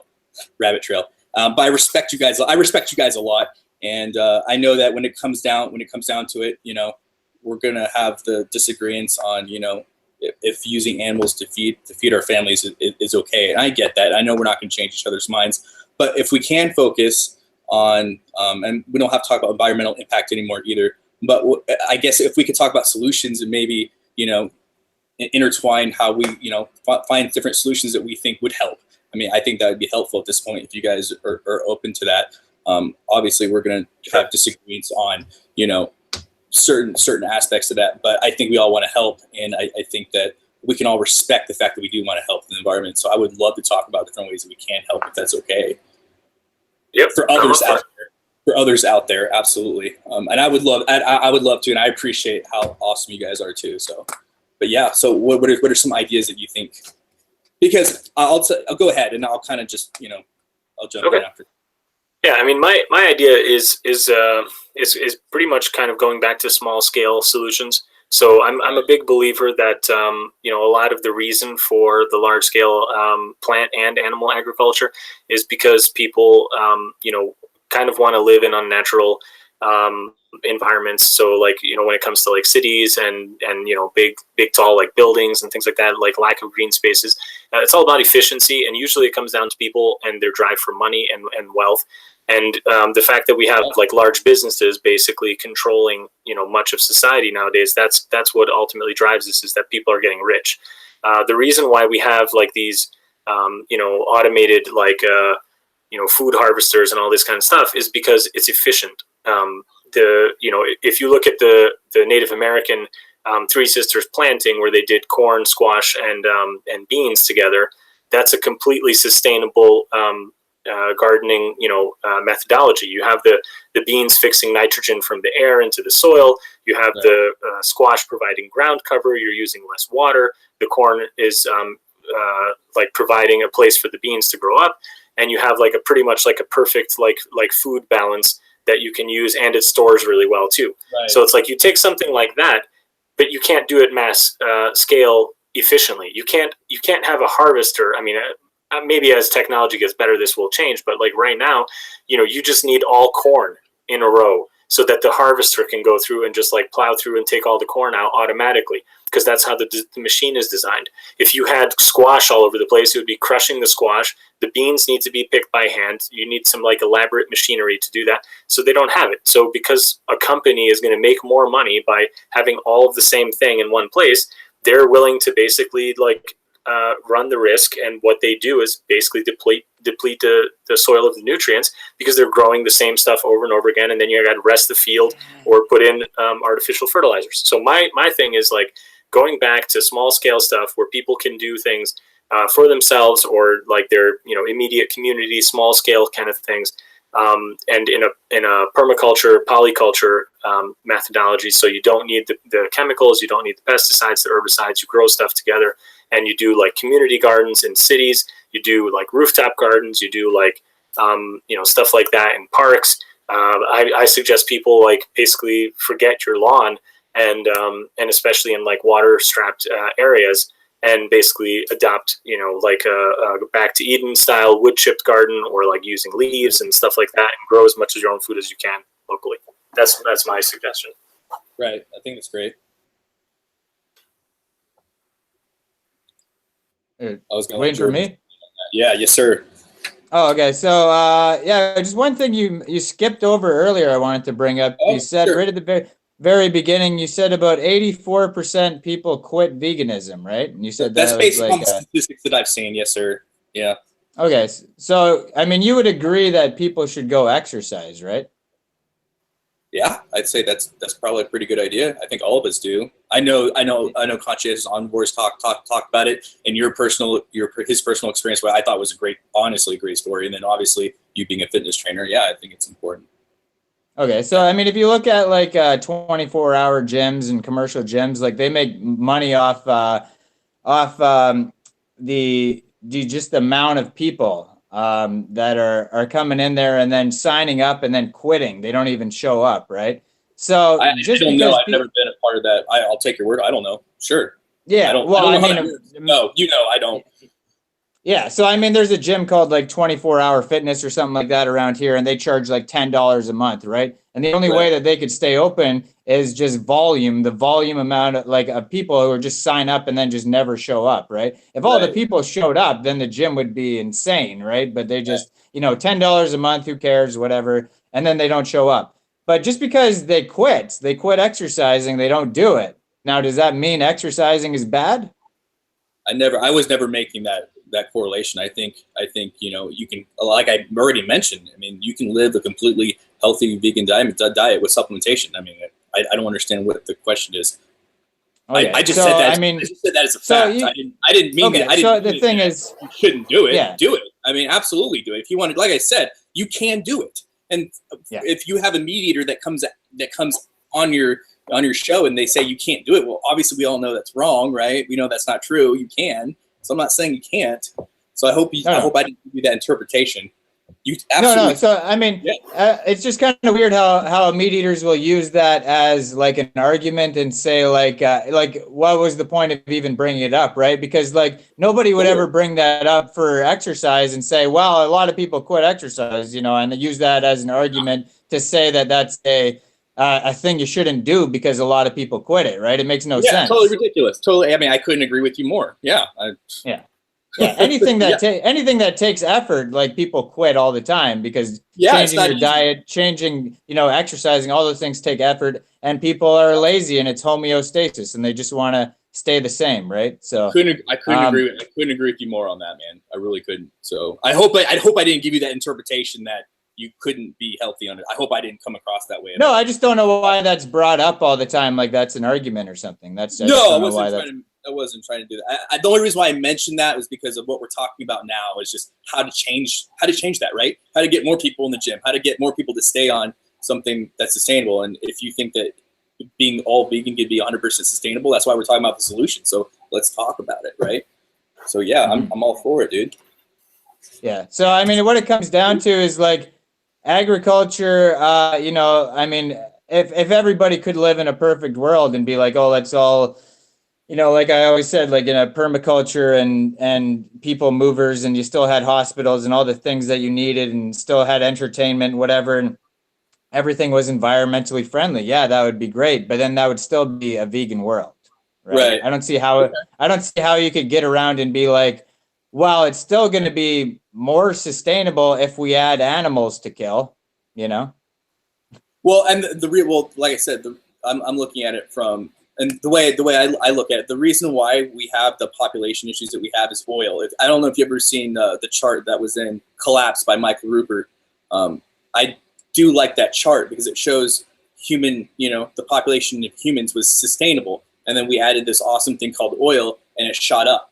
And like what hunters have been on your program and said before, and I'm not here to advocate for anybody, but when you have too many people on a surface that's not sustainable, you're going to have a crash. And we already know that I hope we agree that our population size is unsustainable. I hope we would agree that using oil to grow plants isn't the healthiest way. And like I said, I think we'd all agree on that.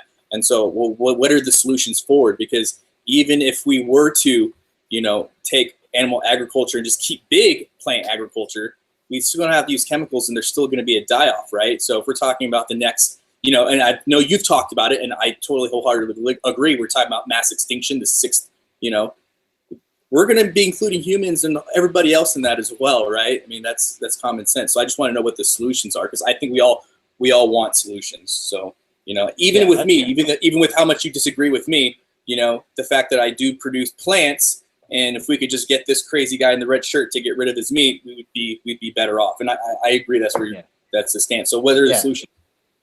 I don't think it's necessarily oil. I just think it's food supply. So if the food supply is large and people can just keep eating, they could just keep eating and humping, right? And then they're just going to keep doing it. And if you're giving them the liberty to just hump away, there's people with not enough sense to have one kid, and they're having, 3, 4, or whatever. It gets out of control.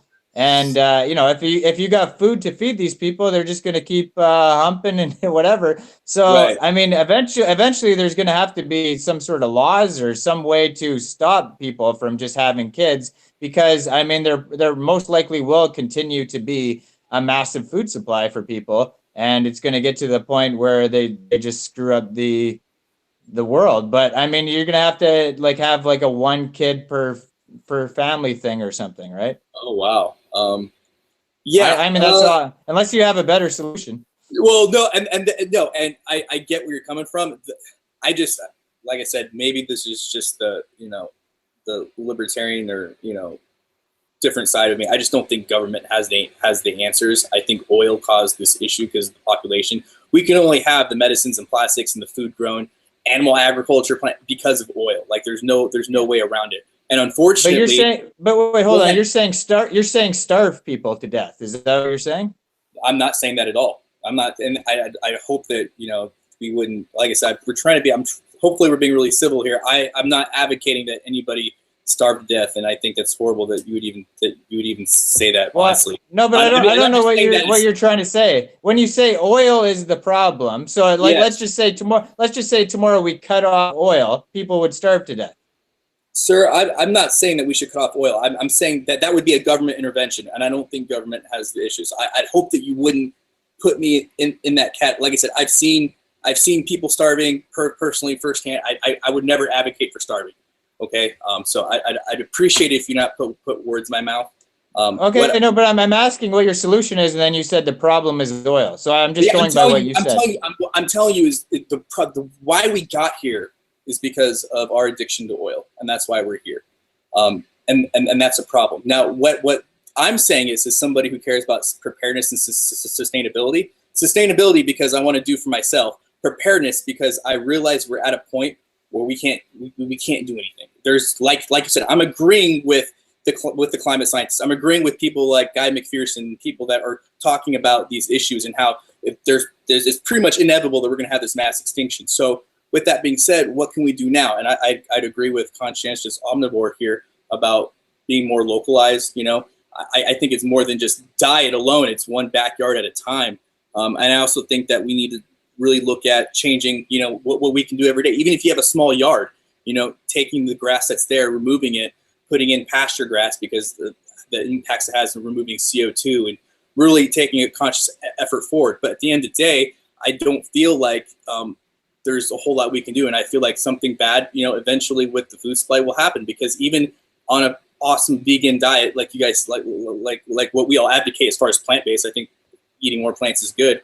We have to realize that the way we're currently farming with oil is taking and stripping the soil. It's making the food unsustainable. It's making the spinach and the leafy greens not as nutritious as it was previously. So I think that these are things that we have to look at. And that's why I look at it from, the way I live life as, through sustainability and preparedness. But I think that we should go about it. And I think it's good what you were saying about being local. I think if that's the only thing that we can agree on, that's great. Like I said, I would definitely encourage people to look at, even your lawn. You'd be amazed at how much CO2 you can pull from your lawn when you just put the right stuff there. And I have links and stuff, and I have stuff that I can put up. But I think that we're all in agreement that we should do something. But But yeah, unfortunately, as far as I'm not advocating for people to starve, but I know that it's going to happen regardless.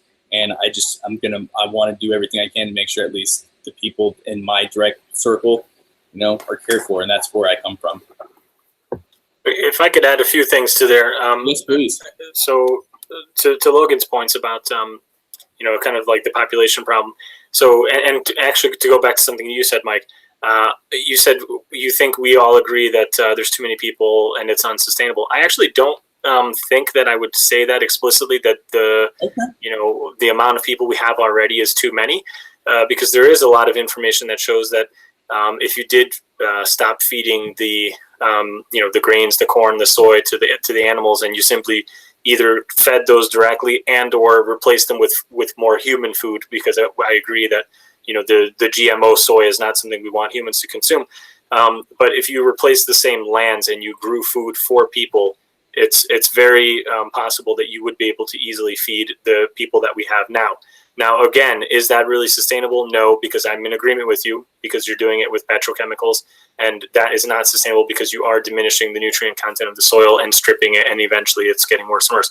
But as a first step, that would definitely be better than what we're doing now. So, I think, that's the first thing to be done, is to get rid of the animal agriculture, because it does have a higher impact. You do require more water. You do require more space. You do require more inputs of all kinds, including all the petrochemicals. And usually it depends on what you're talking about. Like beef is worse than chicken and what have you. Like the larger the animal, the worse it is. But it's anywhere from 6 to 10 times the amount of resources to get the same amount of animal protein versus plant protein. So it's it would go a long way as a big first step, and then you could keep going and keep doing things better and better and get more and more kind of along this permaculture, polyculture, path. So that's where I think, I would go. And we just had somebody else join. So Logan, I'm assuming you invited this person. Hello. Yeah, man, this is Mr. Antinatalist person, and I just like to get his thoughts on how to save the environment as well. Sure, yeah. The environment. When I think about environment, it's a terrible torture machine. So, species preservationism, I don't agree with.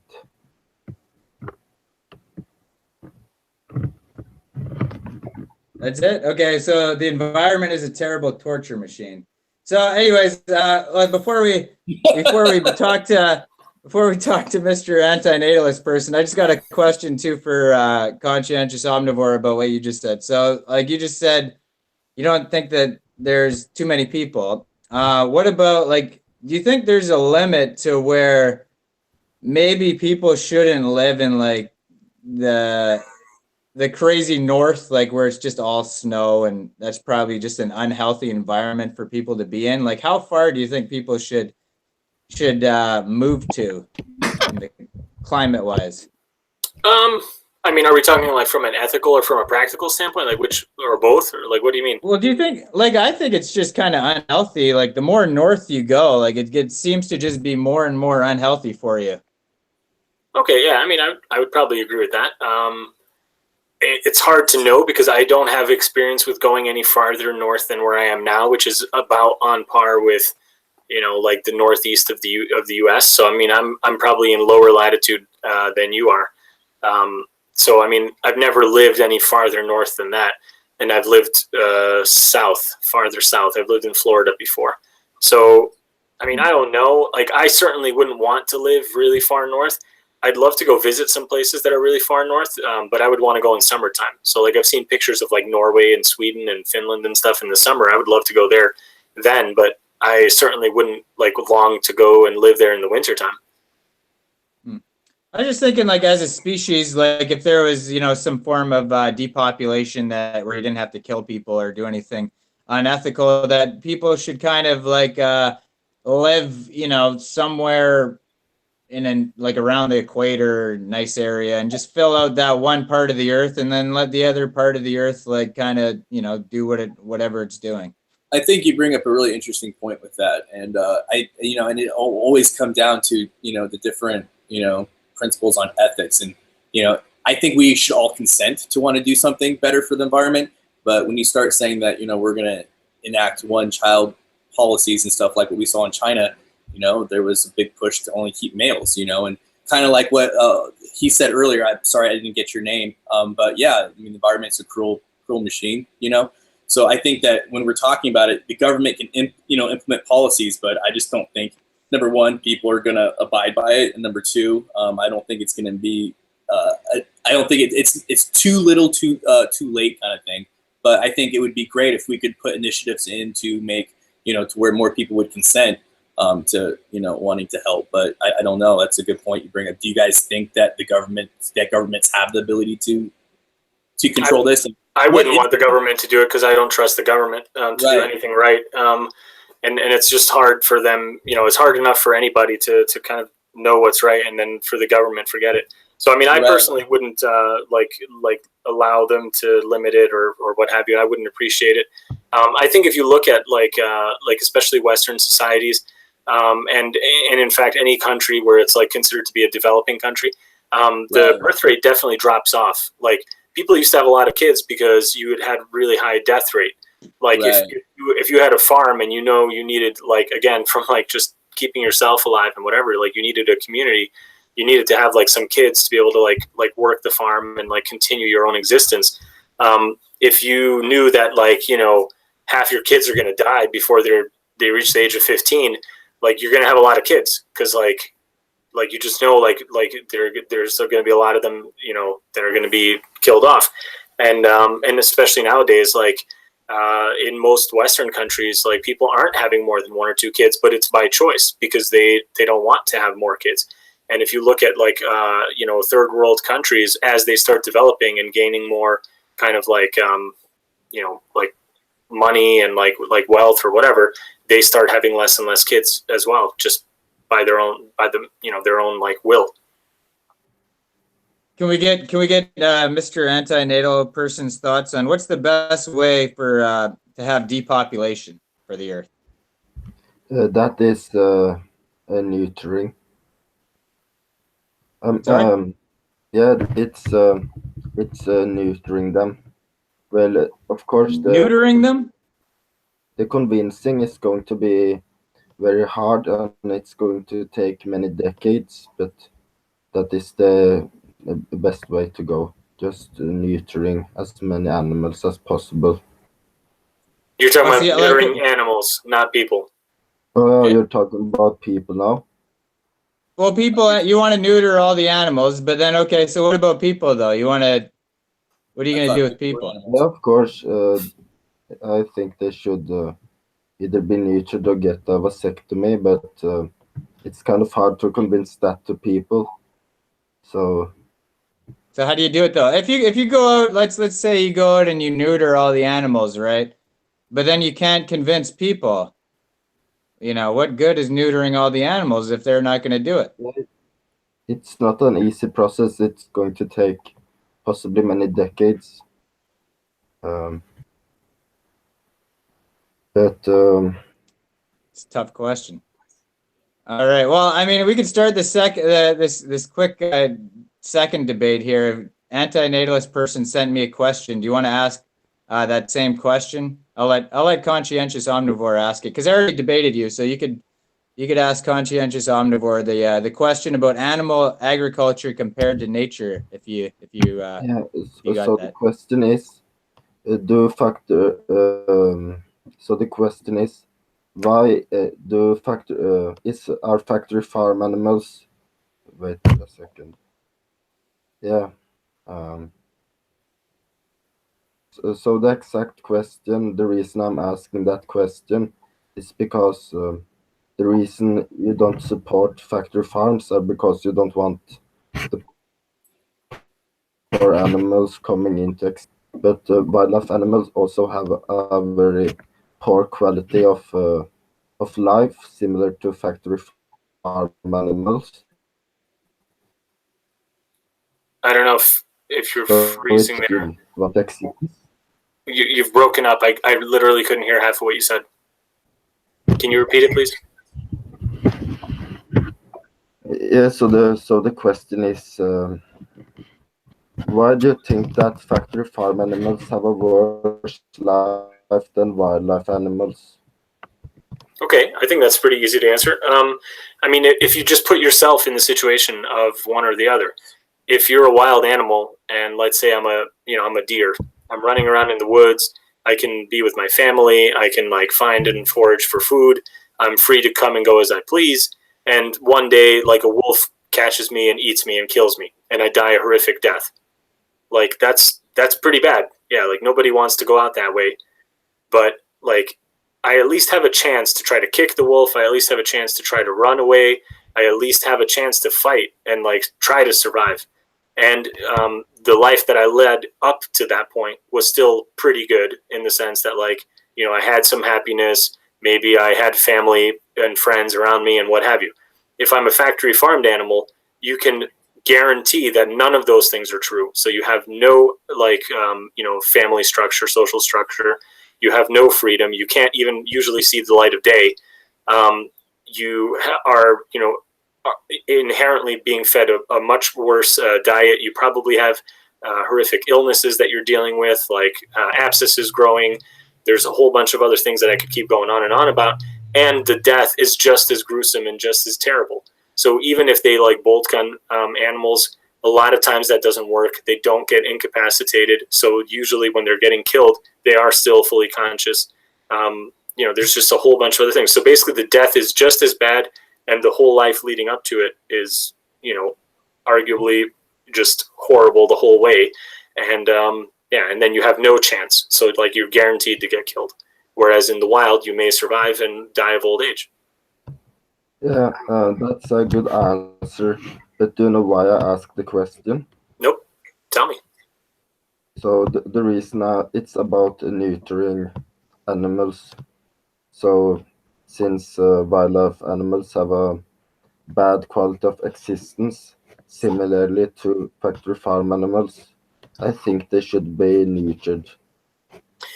You're taking away their right to choose their life, and you're deciding for them that their quality of life is bad. You have no way of getting consent from them, just like you wouldn't want somebody to forcefully, neuter you. Like I wouldn't want to be forcibly sterilized, and this has happened in the past. I mean, they did this in California back in the 30s, and that's where the Nazis actually got their sterilization program from the U.S. and Canada and Sweden. They were the biggest proponents of like eugenics based forced sterilization. And again, you just go back to the golden rule. Like, why wouldn't you do it to somebody else? You wouldn't do it to somebody else because you wouldn't want it done to you. If you choose to go and get a vasectomy yourself, that's your own decision. You're going to a doctor, you're paying them money, they're going to do that to you because that's what you want. You have no way of getting that consent from an animal. You can't talk to a deer or a pig or whatever. Okay, so here's my counter argument. So if I see someone in the streets attacking someone, then I can just punch them in the shin and knock them out, even if that violates that person consent. The same is with a wildlife animal, that I do it to defend the offsprings from being born with a very poor quality of life. No, in one case, you're stepping in to protect the individual being harmed by somebody else. So you're actually doing a righteous thing because you're helping somebody who's being attacked. That person obviously didn't give their consent to be attacked by the attacker, so you're helping there. In the other case, you're basically taking away the option of the animal to reproduce based on the idea that you know better for their offspring that hasn't even been born yet, that it would be better for them to never have lived than to have lived. You're deciding for them. Yeah, of course, I know better. Well, if a human kills an animal, similar to how lions kill gazelle, for as an example, then they are terrible animal abusers. So, yes, so that should get a perspective of of how bad it really is. I mean, they don't treat if it would just be a disaster. You would think it's a disaster if they treated wildlife, if they treated, if someone treated their pets as wildlife animals, would think it's a complete disaster. So Okay, look, I don't here, think it should be a high level. I I think s- they this will should be get helpful their if you think time. about this again in the human context. Um, you can have a person who has a horrible life. They've been abused as a child. They've suffered extreme, abuse, hunger, beatings, sexual abuse, whatever. And if they've lived through that, and you ask them, would you rather never have existed or gone through this? That person, it's up to them, but they may say that, yeah, I still prefer to have been here. I would still be happy to have lived and been alive. And you're deciding that that person is wrong. You're saying that under no circumstances would that be worthwhile. But if you actually talk to some people who have gone through those kind of situations, they will tell you that they are happy to have still had a life, and they're happy that they've had a chance to live. I got a question on that. Kind of what's in the vegan community. I've seen a couple different takes on it, and not just the vegan community, and just in general. I mean, I shouldn't say just one group, but the practice of obviously neutering or spaying animals. I know PETA's really big in that, and the other animal advocacy groups are into that. And I know if you are a vegan, I know that's an internal debate and argument about pets, but what's kind of the general consensus from what your experience is? Is that something that's really is that a commonly held practice? Because I mean, if it's okay to neuter your pet, I guess you could push that to where you can neuter wild animals. I've never had a pet that was spayed or neutered, so I don't really know. Yeah, I actually think that's one of the main reasons why I don't want to have pets anymore as a vegan, because I don't think it's okay to spay and neuter them. But from a practical standpoint, if you don't, the way that we've bred them and the numbers they have, if you just simply don't do that, you end up with too many, and you can't just let them out in the wild the way they are, because they can't really fend for themselves. Now, I think it's probably an unpopular kind of opinion to have in the vegan community, maybe, but to some extent, getting rid of the pet animals that we have, even if it means that they die in the woods, to some extent, I could argue for that, I guess. I personally don't want to have pets anymore. I personally don't want to be responsible for spaying or neutering animals. I've never actually done it myself. We did have dogs growing up, and none of them were neutered except one, but we got him from a shelter, and he was already neutered when we got him. Right. So, I mean, I don't know. I don't like the idea. I wouldn't want to do it Right. myself, and I wouldn't want it to be done to me. So, Do they have vegan-friendly pet food for pets that people that don't want to be dependent on big animal agriculture for their pets? Because that's something I brought up with people too in the past. They have dogs and cats, and they feed their dogs good quality food. Blue buffalo, all these products that are no corn, wheat, soy, that kind of thing. But they still get their animals from big agriculture. So it's like they don't do it themselves. we feed our dog a vegan food. Okay. So, yeah, it's certainly possible, and I think it depends on the animal. With cats, it's a lot harder. It's not impossible. I know some people do have vegan pet food for their cats, but they're a lot harder to do. Some cats just don't take well to it. Right. They do have vegan foods for them, but some Okay. animals just don't take well to it. Dogs are, generally speaking, pretty easy from everyone I've seen online and reading about it. It's pretty easy to have a dog eat a vegan diet. Okay. Yeah, I just wondered. Um, I have some more arguments for neutering wildlife animals. So most animals in a lot of species actually die before they grow up. So their entire existence is just being born and dying. And well, I think you agree that that is a negative. I don't know what you mean by that. I would agree it's negative. Is it a negative for that poor animal that died as a baby? For them to be born, if if it's negative for an animal that is just born and then die very quickly after that, it can't feel good. So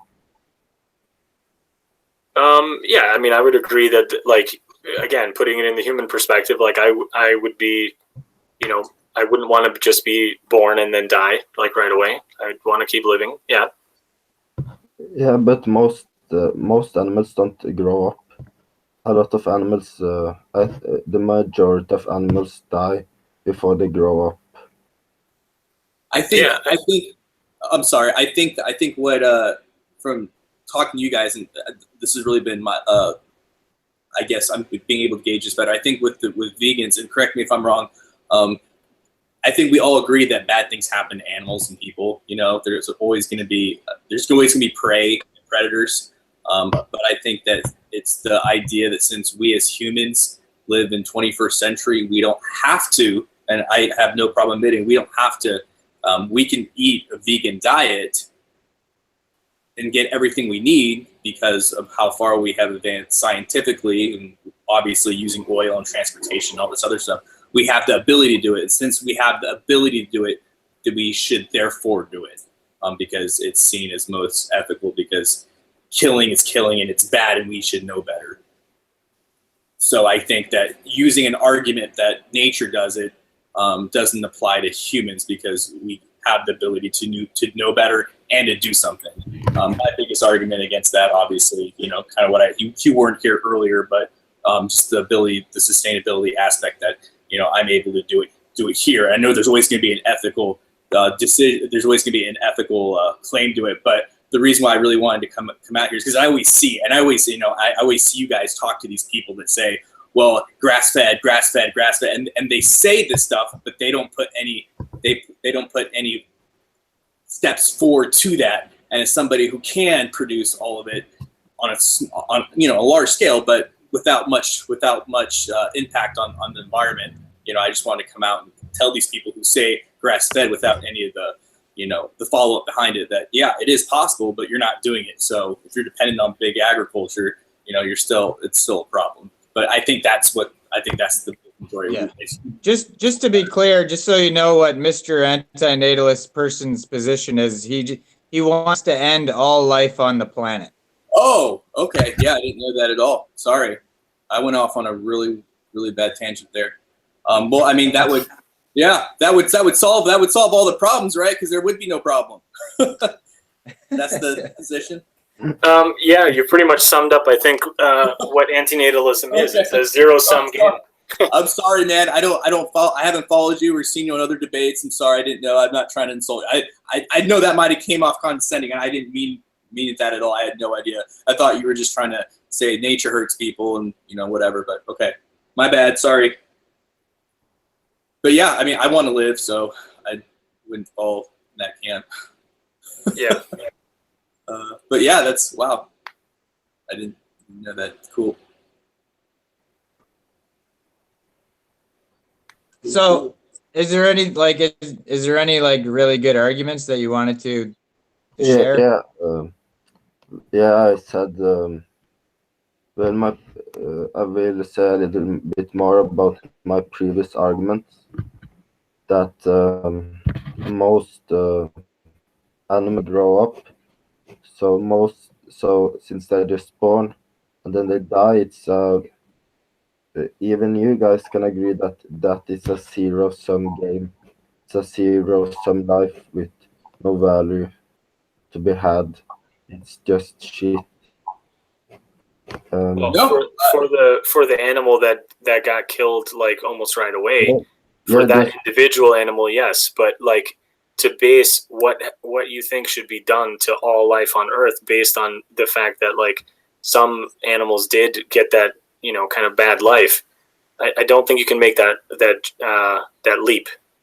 Yeah, most animals have a bad life because most animals die before they even grow up, and so if we Well, I don't know where you're getting most. I don't know how you get that. But even if that were true, even if like almost all, the fact that there are some that live, you can't decide for them. I think the biggest thing that I just want to put on this, this is really interesting. I never had a time to really formulate this thought, but just going off improv off the top of my head, I think that when it comes to life, at the end of the day, as long as there's still an instinctual drive for self-interest and for plants to live, animals to live, you're always going to have a planet that lives because of just how the identity of life is. Life wants to live.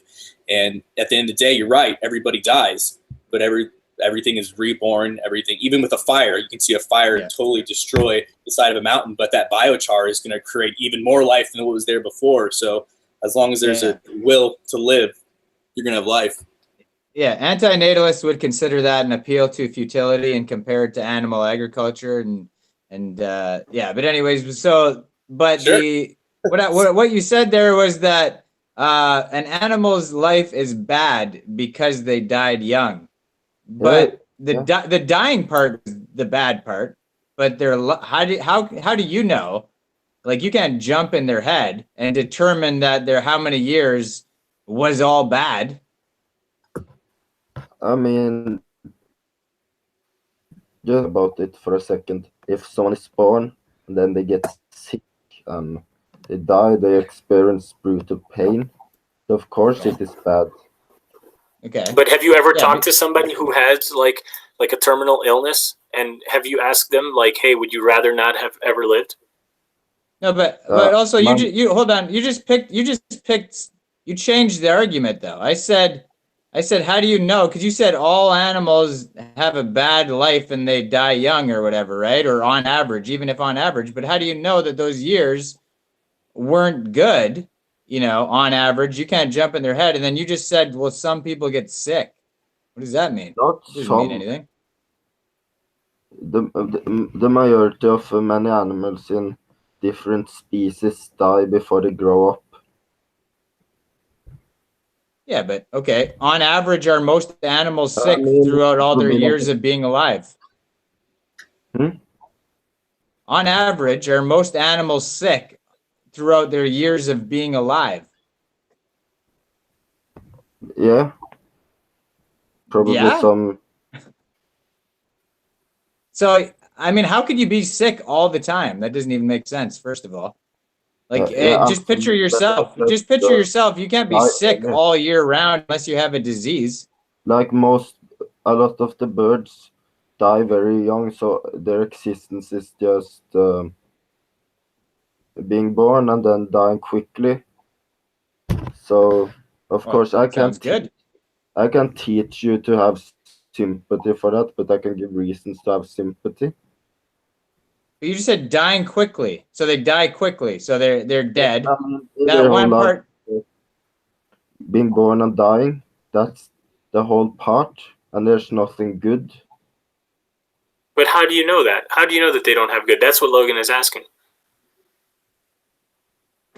Well, what kind of opportunity is there to have a good life when they just experience the worst part only? How do you know that they only experience the bad part? Like in the case that you said, like a little baby bird. Let's say it only lived for a couple days. Let's say it only lived for a couple days, but it hatched. It had its mom there. It had its brothers, sisters there, and it got fed once or twice, and then it fell out of the tree and died. How do you know that it still wasn't like, man, that those 2-3 days were awesome? So that agree to people breeding animals in such bad conditions? You broke up. I couldn't hear your question. So does that mean you wouldn't disagree that people breed animals even in that conditions that are so bad. No, I'm against all kind of like breeding of animals for any purpose. I'm a vegan. I don't think people should breed animals for anything. Yeah, said that's see that's good. And if people shouldn't do it, why should animals do it then? Because I don't decide for them what they want to do. Because it's the golden rule. I wouldn't want somebody to decide that for me, so I don't want to decide it for somebody else. Well, I can also use the golden rule and say I don't want to be born as a bird for 3 days and then dies. So I got a question, and I don't want to, like I said, I need to be careful how I say this. I want to address the elephant in the room. I don't know how to do it without being straightforward. What's your drive to wake up tomorrow? Yeah, the drive to wake up tomorrow is, Yes. well, I'm not in pain, so, and I have motivation to do lots of stuff like playing guitar and working out and talking to friends. Okay. So, yeah. Yeah, and I would just say that I think that that's really cool. I think that's awesome.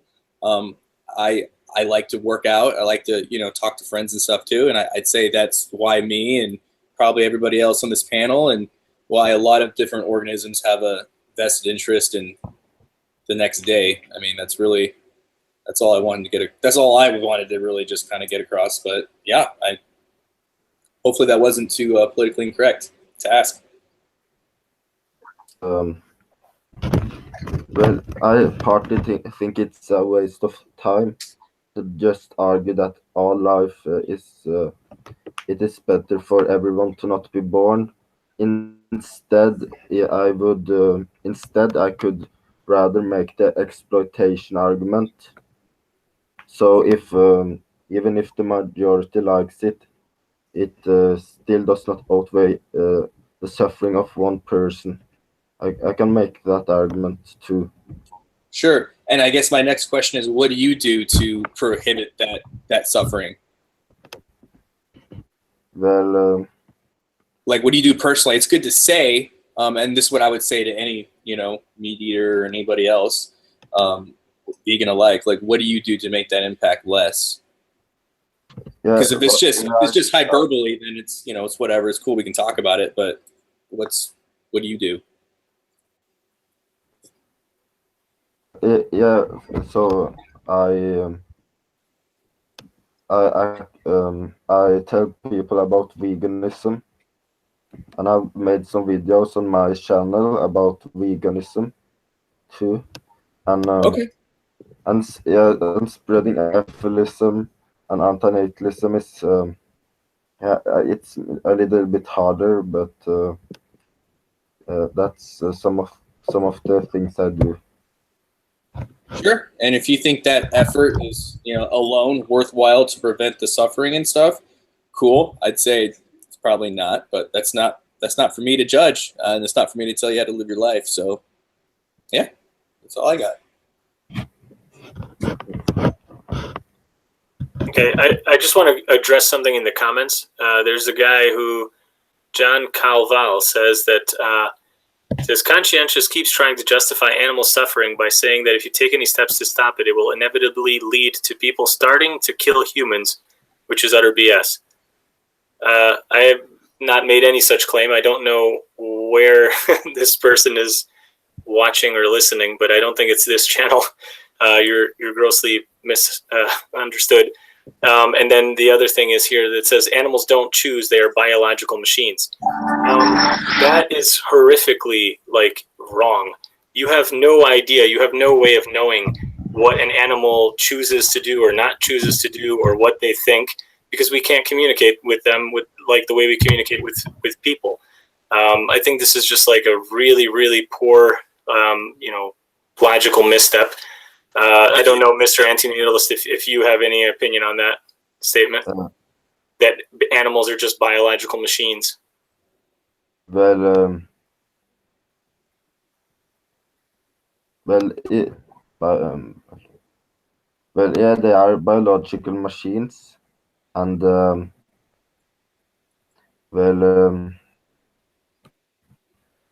and not biological machines. What do you think they are? Well, do you think people are biological machines too? Yeah. Yeah. Okay. So, But like, I mean, what about biological animals that like mate for life and get depressed, and sometimes they'll actually starve themselves to death? They won't eat anymore when they're held in captivity. They're biological machines, really? Um, I mean, even if they are, if we can call them whatever they are, but I don't think it helps the argumentation in any way. Yeah, I don't think it helps the antinatalist argument in any way. I think it actually proves quite the opposite of what John claimed there. Because if you look at like animals that are kept in captivity, sometimes they will actually stop eating. If they were biological machines, they would absolutely keep eating, because all they would feel is their sense of hunger, and they would eat. Well, And the same thing with people, and that's that's not true. Yeah, but I have a feeling that I'm completely missing. So I'm friend with that John Calval, so I can just ask him afterwards about Okay. it. Cool. Because I have not the full context of what he was trying to say, I think. Okay. Logan, did you have anything else? Yeah, I had a quick question for Millennial. Yes, sir. We didn't even talk about health at all. Do you think meat is healthy? I think that like plants, there's a spectrum, and I think there's some plants that are really good for you. There's others that are not as good for you. I say the same with animals. Me, primary source of my meat comes from rabbits. I know everything that goes into the input, and I do have evidence to show that they are a high quality food source. Do I think that eating grain anything is good for you? I would have lots of I don't think grains are good for you. I don't think that big agriculture produces really high quality meat, and I definitely think that there's difference in quality. In anything, right? Even plants, there's a difference in quality in what I can grow versus what you're going to get at the store, and I think we'd all agree. So when you're talking about diet, I think you definitely have to look at what you're eating and putting in your body. I eat a lot of plants. I eat mostly plants. So I don't know if that answers your question, but I think that they are health aspects that we have to look at. Absolutely. So, I mean, just like if you look at, say, an animal wasn't in animal agriculture, right? Just like the properties of what meat is. What is in meat that's healthy for you, and why do you need to eat meat? Why is it good? Like, why does it matter if it's grass fed or, what's the science? Okay. So I don't know how to say that. I don't want to come I don't want to come off condescending, but you're only as good as the inputs that you put in, right? So even if we're talking about plant-based, like we're talking about plants, right? And we're talking about what we put in them. If you're talking about taking a petrochemical and spraying it on that plant versus a good quality humus or compost that has all the nutrients, rock dust, whatever you want to do it. I watch GYG, Growing Your Greens, with John Kohler. I don't know if you guys watch any of his stuff, but the quality that you're going to get from his plants are going to be way higher quality than what you're going to get at the store. So if we're talking about quality of inputs, that's where you really have to look at it.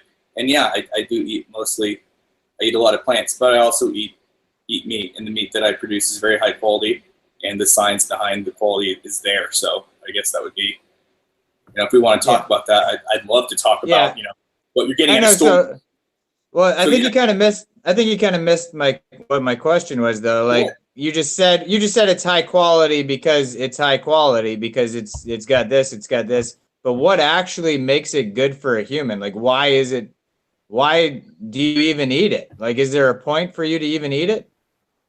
Yeah, because it gives me lot of, like I said, I have all the nutrient. I can put out all the nutrient content for you. I obviously I take my food very seriously. So if you want me to put those nutritional stuff out there, I can do that on my channel. But yeah, there's a lot of good omega 3s. There's a lot of good psyllium, protein, vitamin B12. There's a lot of good stuff in it. And the food is like humans. We're only as good as what inputs we put into our body. And so, so yeah, it's high quality stuff. Just like plants. Go ahead. Here's why I asked though. Here's why I ask is because if you look at studies, like they show, it's not just the added things like, the drugs, the antibiotics, all these things that are causing problems. It's the actual properties of the meat. So it's the L-carnitine, the saturated fats, the cholesterol, the heme iron, the hormones that the animal has. Like there's a laundry list of things that are harmful in animal products to humans. And but if you could eat plants, like you're saying, well, I know it's good quality. You also have good quality plants. Yeah. Wouldn't you say, well, I should just eat more of these good quality plants instead of eating these rabbits that have harmful ingredients in them? Well, you would have to show me what harmful ingredients the rabbits have for me. I just named 5 though, and that's just off the top of my head. So if we want to talk about saturated fat, like I said, I don't think you really know a whole lot about rabbit meat in general. But if you were to eat nothing but rabbit meat, it doesn't have enough fat to sustain you, right? Yeah. So you can have the saturated fat argument. We can have the cholesterol argument, but I'm never going to have the clogged arteries because I eat high quality rabbit meat. It's just a quick question for you, Mike. Mike, do you know what your cholesterol level is? You don't have to tell me, but no, absolutely, yeah, absolutely. So, I know where it's at, and it's right around the 115. Your total cholesterol is 115. Yeah, well, for the you have obviously LDL and HDL. So yeah, it's no, but what's your total? If it's over 150, like you're in kind of trouble of like getting plaques building up. No, I'm below that. So overall, I'm probably 55 plus 65, whatever. Yeah, 55 plus 65, 70. So yeah, it's low, but that's because I do eat healthy. So I trust me, and I understand. I've seen you guys debate, and yeah, if we're talking about somebody that eats chicken McNuggets and they depend on the big animal agriculture system, then yeah, we can talk about cholesterol. We can talk about all that stuff. But rabbits are 3% cholesterol. You know what I mean? So, and for me, it's about sustainability, like I've described. And I understand that there's the moral argument, there's an ethic argument that we can't, that we're not going to be able to remedy, and that's totally, that's fine. But yeah, I mean, I just had a recent stream with, and rabbits are easier to grow than planting. Like crops, like they are so much easier to grow and maintain high quality rabbit meat than it is to grow crops. And I grow crops. Restoring soil is not easy. It's not. So I just had a stream recently with somebody, Liam Anthony, and shout out to Liam. And we talked about this question a little bit that, if somebody was eating like, 90 whatever % plants and then they had, the rest animal products, they would probably still be, pretty damn healthy. And it could be argued that the benefit of them going to fully plant-based, is probably maybe not even going to be noticeable. So if your total cholesterol is already below 150, going to a fully plant-based diet isn't probably going to help you there. But that's not to say that the other things that Logan mentioned, might still be a benefit. The carnitine, the extra, like wear and tear on your kidneys or whatever. There might be some other kind of things that might be better, but for somebody like you, I wouldn't really go down the health route. I would just, again, go back to the ethics, which we've already kind of talked about. So, I wouldn't really argue the health, Logan. I don't know how you feel about this, but I mean, it's sort of like the Okinawan diet, right? Like they were 96% plants, a huge percent, from, like the healthy starches, like sweet potatoes and what have you. If somebody's eating 96% whole food plant-based and they're eating the rest 4 or 5% on, animal products, that's not going to probably sway them, That's. Yeah, I would disagree with that just because I have seen a study. We did review this study with Milk Jar that shows even eating meat once a week, or I think it was even once every 1.5 weeks. it raised diabetes risk significantly just to eat meat once a week. Sure, and I saw that. I saw the milk jar thing, and like I said, you talk to a guy like that, and that's why I came out here, because I wanted to show that we're not like, not all meters are milk jar, or the other guy that you guys had from Jordan that you don't want to talk about nature and that and all that stuff. I'm not. That's not who I am. But yeah, I mean, I think overall, you know, with my diet and being able to, I think it's really hard to show studies on somebody that, you know, that this is how I live, and this is why I choose to live that way. But the ethics thing, I guess, is the biggest thing, and it's obviously something that we can talk about. But overall, my message to everybody out there is, you know, do more gardening. You know, be more sustainable. You know, even, you know, screw Millennial Prepster. He kills animals.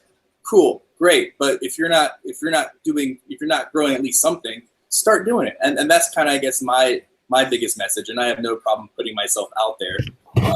So yeah, I mean, that's why I started a YouTube channel, just for that reason. I know people are going to disagree on a lot of different stuff, but you know, even if you live in an apartment, grow your own herbs, man. You can get a window seal aquaponics system that's going to prevent you from having to go buy oregano and parsley and cilantro and all that. It's super easy to do, and the stuff works.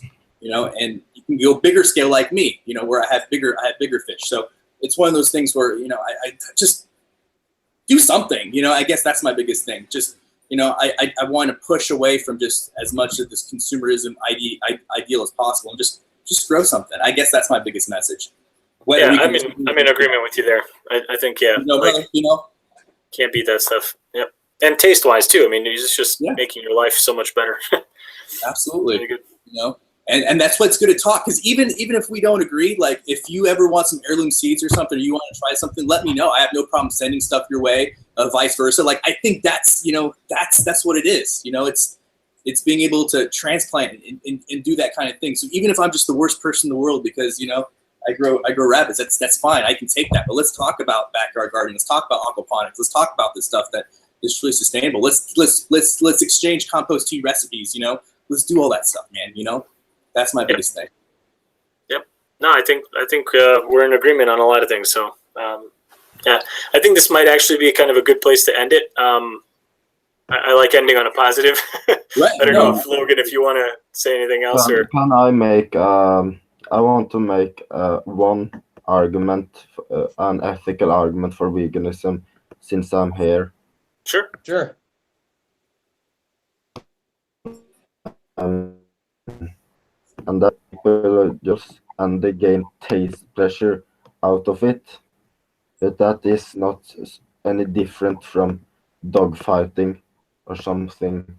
Imagine if someone gets pleasure from watching dog fighting, and that is not so very different from just taste pleasure with the consequence of an animal living in torture. I think that's a good general point. I think, I don't know if you had seen the beginning of the debate here with Mike, but I don't think that really applies to Mike. I don't want to speak for you, Mike, but I don't feel like your argument for eating the rabbits is the taste. No. I mean, you can make anything taste good, right? I mean, we know there's lots of bad things out there that, you know. Yeah. But I agree with you, Mr. Antinatalist, that's a good argument in general, because I think a lot of people do use taste as justification for eating meat. A lot of people use tradition, same kind of thing.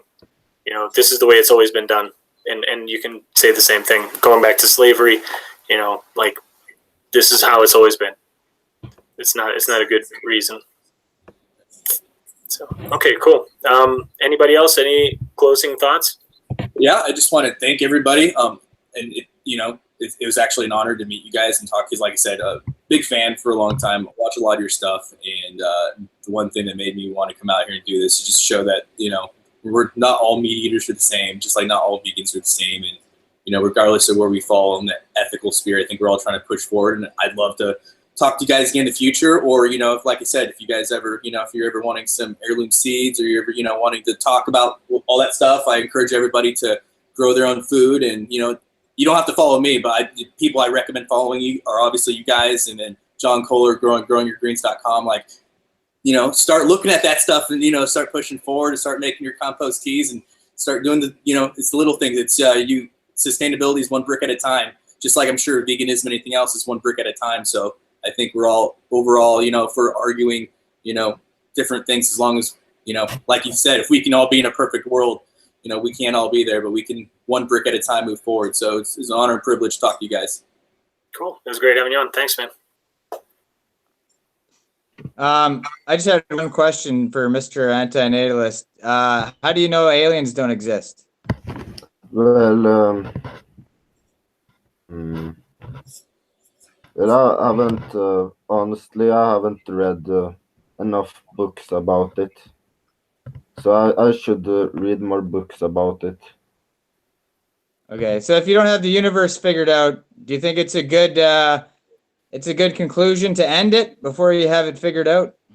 Well, what have aliens, what? So if you don't have the universe... Oh, you cut out or something. Okay. So, anyways, Planton's going to do my closing statement for me. Oh, wait, let him answer the question. Okay. See, this is what you do, Logan. I can ask that as, who is the leader in Vietnam called? And if you can't answer it, then what if I just said, but you don't have the universe figured out, Logan Blake? See, that's what you do. Yeah, I don't have it figured out. I'm also not the one asserting that we should end the universe, though.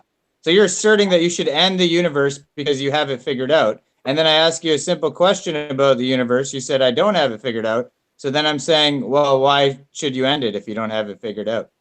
Right? Yeah, but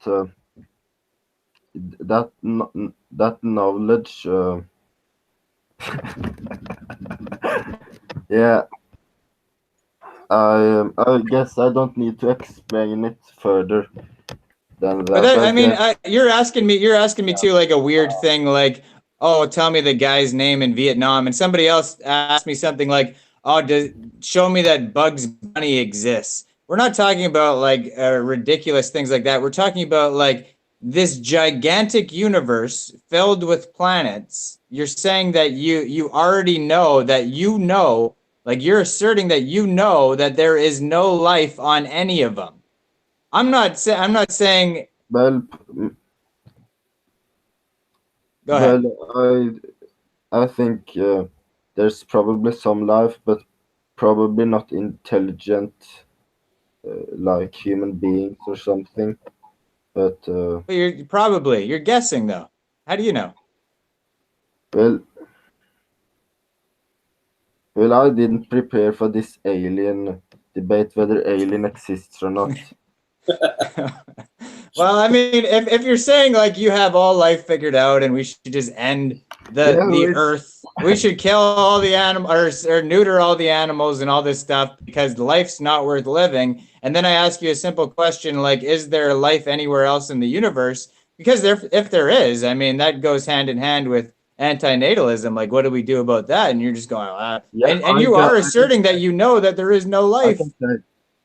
So do you realize how difficult space travel is? I would agree. I think it is pretty difficult. Do you know what? Yeah, but I mean that's not the point, though. Hey, listen, quick question for Mike. Mike, one of the viewers, Kay wants to know if you are a personal trainer. I will ask because Kay is a regular viewer. Yeah. No, I mean, I work out and exercise. I stay pretty active, but no, I've never trained anybody. I don't have a kinesiology background or anything like that. So, all right, thanks. All right, so here's Planton. He's Conscientious, Omnivore, and Planton got a video coming up, a collab. And if you were me in this veganism and antinatalism debate, what kind of closing statement would you do? Oh, I kind of wanted to work my my debate skills against it. Actually, I wanted to take the stance of antinatalists just to see where you go with your arguments. But if you wanted to end that's not what we agreed upon. Aliens. I feel like it should be that meme, you know, like aliens, the guy with the crazy hair. Well, obviously, I mean, I agree with the veganism part of it, but the antinatalist intrigues me. intrigues me a little bit. But anyways, All right. yeah, we're coming out with a video, a 3-part video. I guess Logan does the first part. I'm doing the second part, and Conscientious is doing the third part. So be on the lookout for that. It was interesting listening to this debate overall. I was listening to the vegan gains debate earlier, and it was kind of, I'm sorry, what's your name in the red shirt? Oh, Mike, Millennial Mike. Prepster. Yeah. All right, Mike, you had some good points to hear from a different angle. So, but other than that, yeah, stay tuned, subscribe to everybody, and have a great day. So what's your antinatalist position? Now I want to know what. Well, I mean, like I said, it's interesting. Like, one of the truths of Buddha is that life is suffering, and if you think about it a little bit, it's true. It's like, it's almost like the default position, and in order to get out of it, you would have to seek happiness. And I think Mike in the red shirt asked, like, what keeps you up? Like, not what keeps you up at night, but like, why do you wake up in the morning?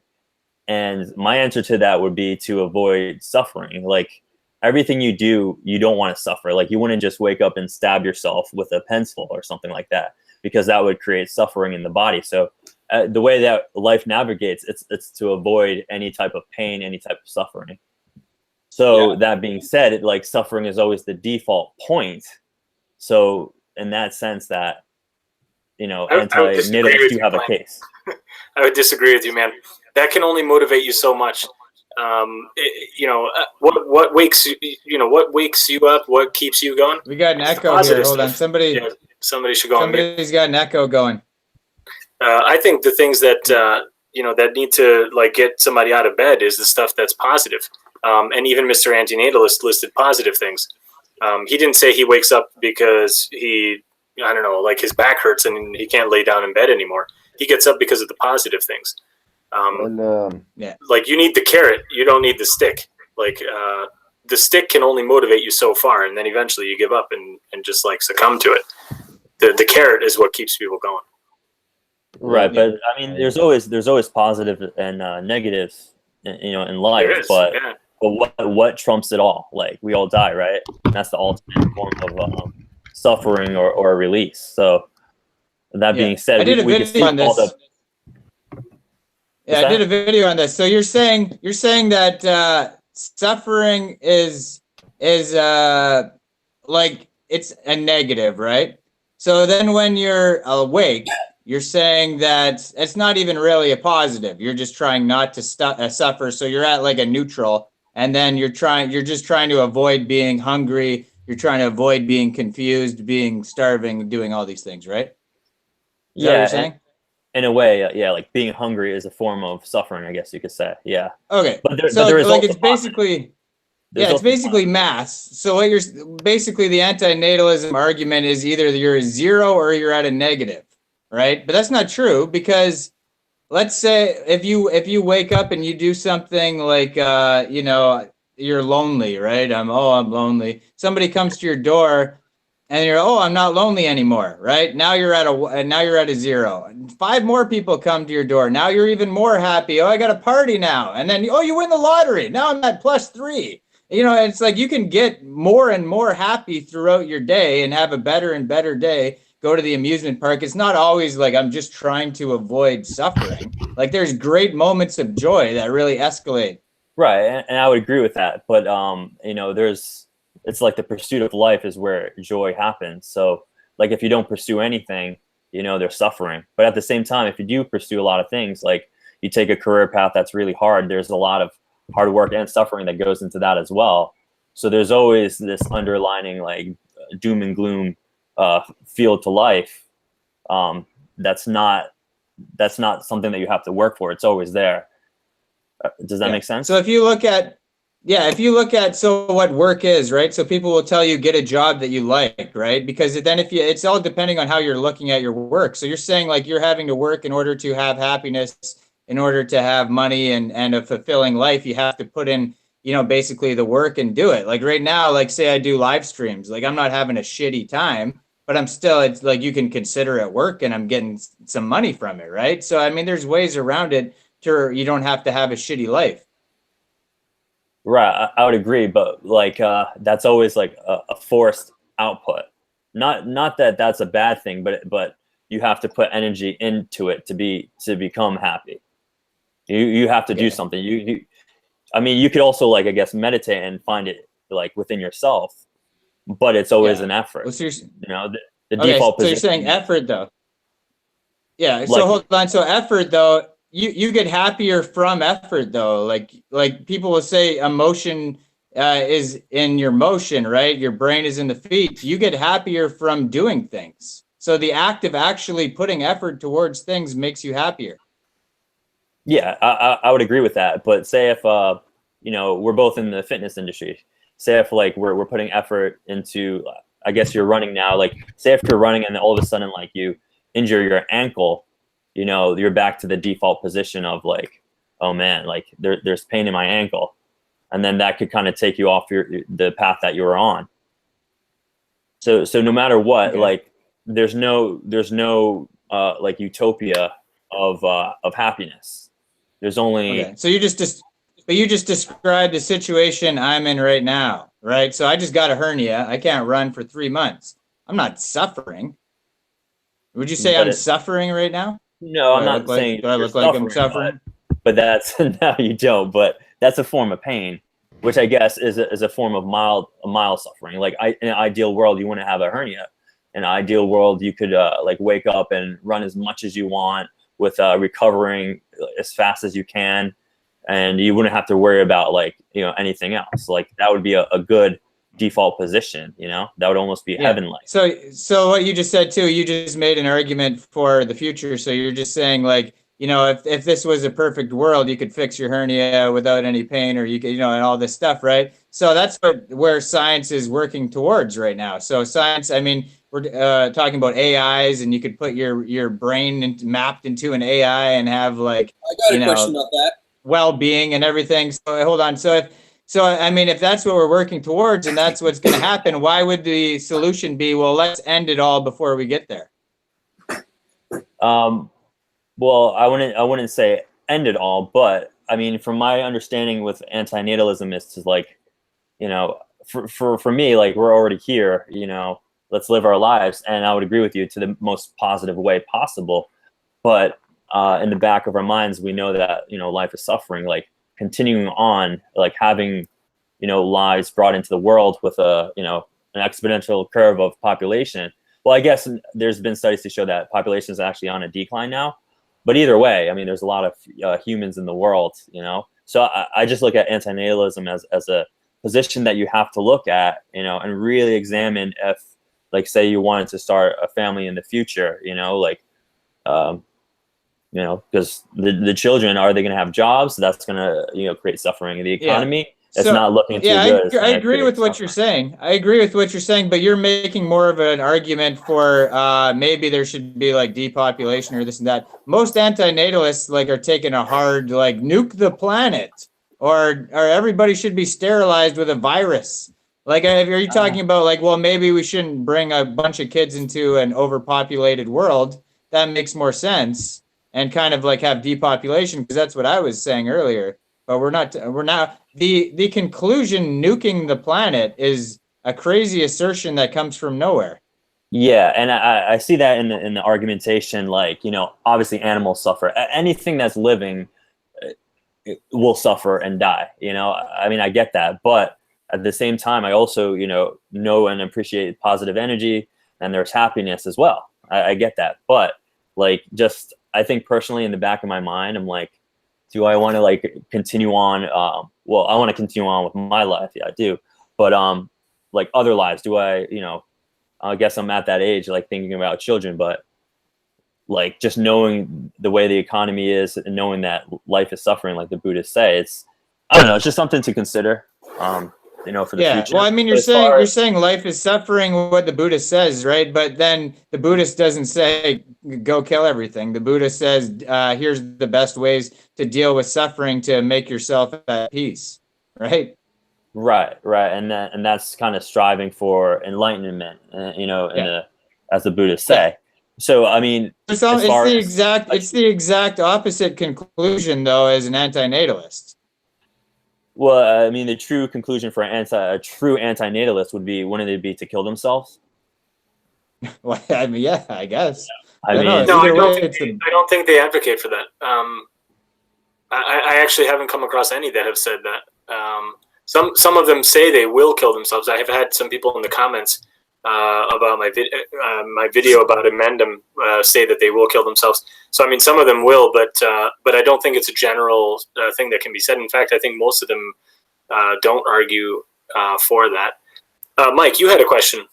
Yeah, we were talking about sentience, and this is going to sound really weird, but this is back a couple of years ago. You know what happens when you get a bunch of guys on deployment talking, especially when it comes to robots. Do you think robots will ever have sentience, or do you think they'll ever, like in the future, are we going to have we're going to ever get to a point where, you know, robots having rights and, you know, AI, that kind of thing? And what would that kind of thing, what would it take for us to consider the AI, robots, sex robots, whatever you want to talk? You know, obviously capitalism will create them for a purpose, but at what point will they have individual?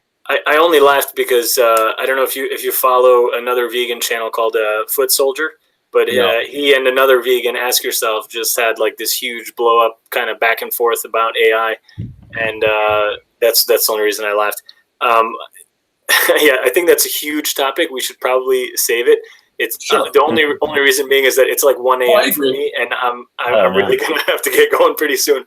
But yeah, like that's a huge topic, and I mean, yeah, whether or not, yeah, like is it possible? I don't know. I mean, I kind of don't think it is, but like at least I'm just saying based on all the AI that I've seen so far, I'm kind of in Foot Soldier's camp, which is he takes the side that it would have to like come from some type of technological advance that isn't there yet. So it would have to come from something that I haven't seen yet. None of the stuff I've seen so far makes me think that the artificial intelligence that we have is enough for sentience. That's my opinion. I kind of have the opposite opinion, but I know you guys sleep. Yeah, we can do another one on that topic, you know, specifically. But yeah, that's a big one. yeah, I'd like to do the AI debate. We could do that one day, but then also like to do an organic versus GMO debate and a pro-life definitely. debate. So Yeah, we can do that. the AI debate. So what would the argument? Who is arguing for what exactly, or what are you arguing for about AI? Nobody, no. I wasn't saying anybody was arguing. I was just talking, we were talking about robots, and I was just saying, you know, on deployment, you talk about crazy stuff. But one of the things that we had talked about was robots, and if at any point they'll have rights, because, you know, we know that capitalism and stuff creates robots for purposes. You have sex robots, you have personal companion robots, robots that take your order. So you have all these different things. And at what point would they get to the point where they would have rights? You know, because we talk about sentience of animals, insects, that kind of thing. So at what point would a government see robots having the right? You know, and it's just that sci-fi stuff, iRobot and stuff, and but all these different things. So it's just something to talk about in the future. Is that that's going to be something that it's in our lifetime? You know, could we possibly see robots having some kind of rights based upon sentience or the ability to know what's going on? So just a question. Only the sex robots that watch their fucking mouths. Those are the only ones that get rights. I'm just right. Cool. I didn't mean to swear in your stream. I just, sorry. That's all right. I'm not monetized.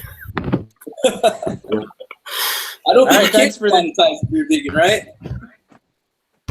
If you're vegan, you can't get monetized. No, I'm just racism. No, I was talking about how you were talking about how people mainstream doesn't like to talk about veganism. I don't think they like to talk about a lot of things that goes against status quo. I was making that reference. Oh, I don't know. I think veganism's fine on YouTube. Cool. All right. Well, thanks for having me on. Thanks for the debate. Yeah, thanks, guys, and thanks for everybody in the chat. And thank you to all of you guys. Really, it's been a pleasure. It's been good talking to you guys, and hopefully we can do it again sometime and do some other topics too. Sounds good. Thanks, man. Cool. Have a good night. Thanks a lot, guys. Cheers. Bye. Bye.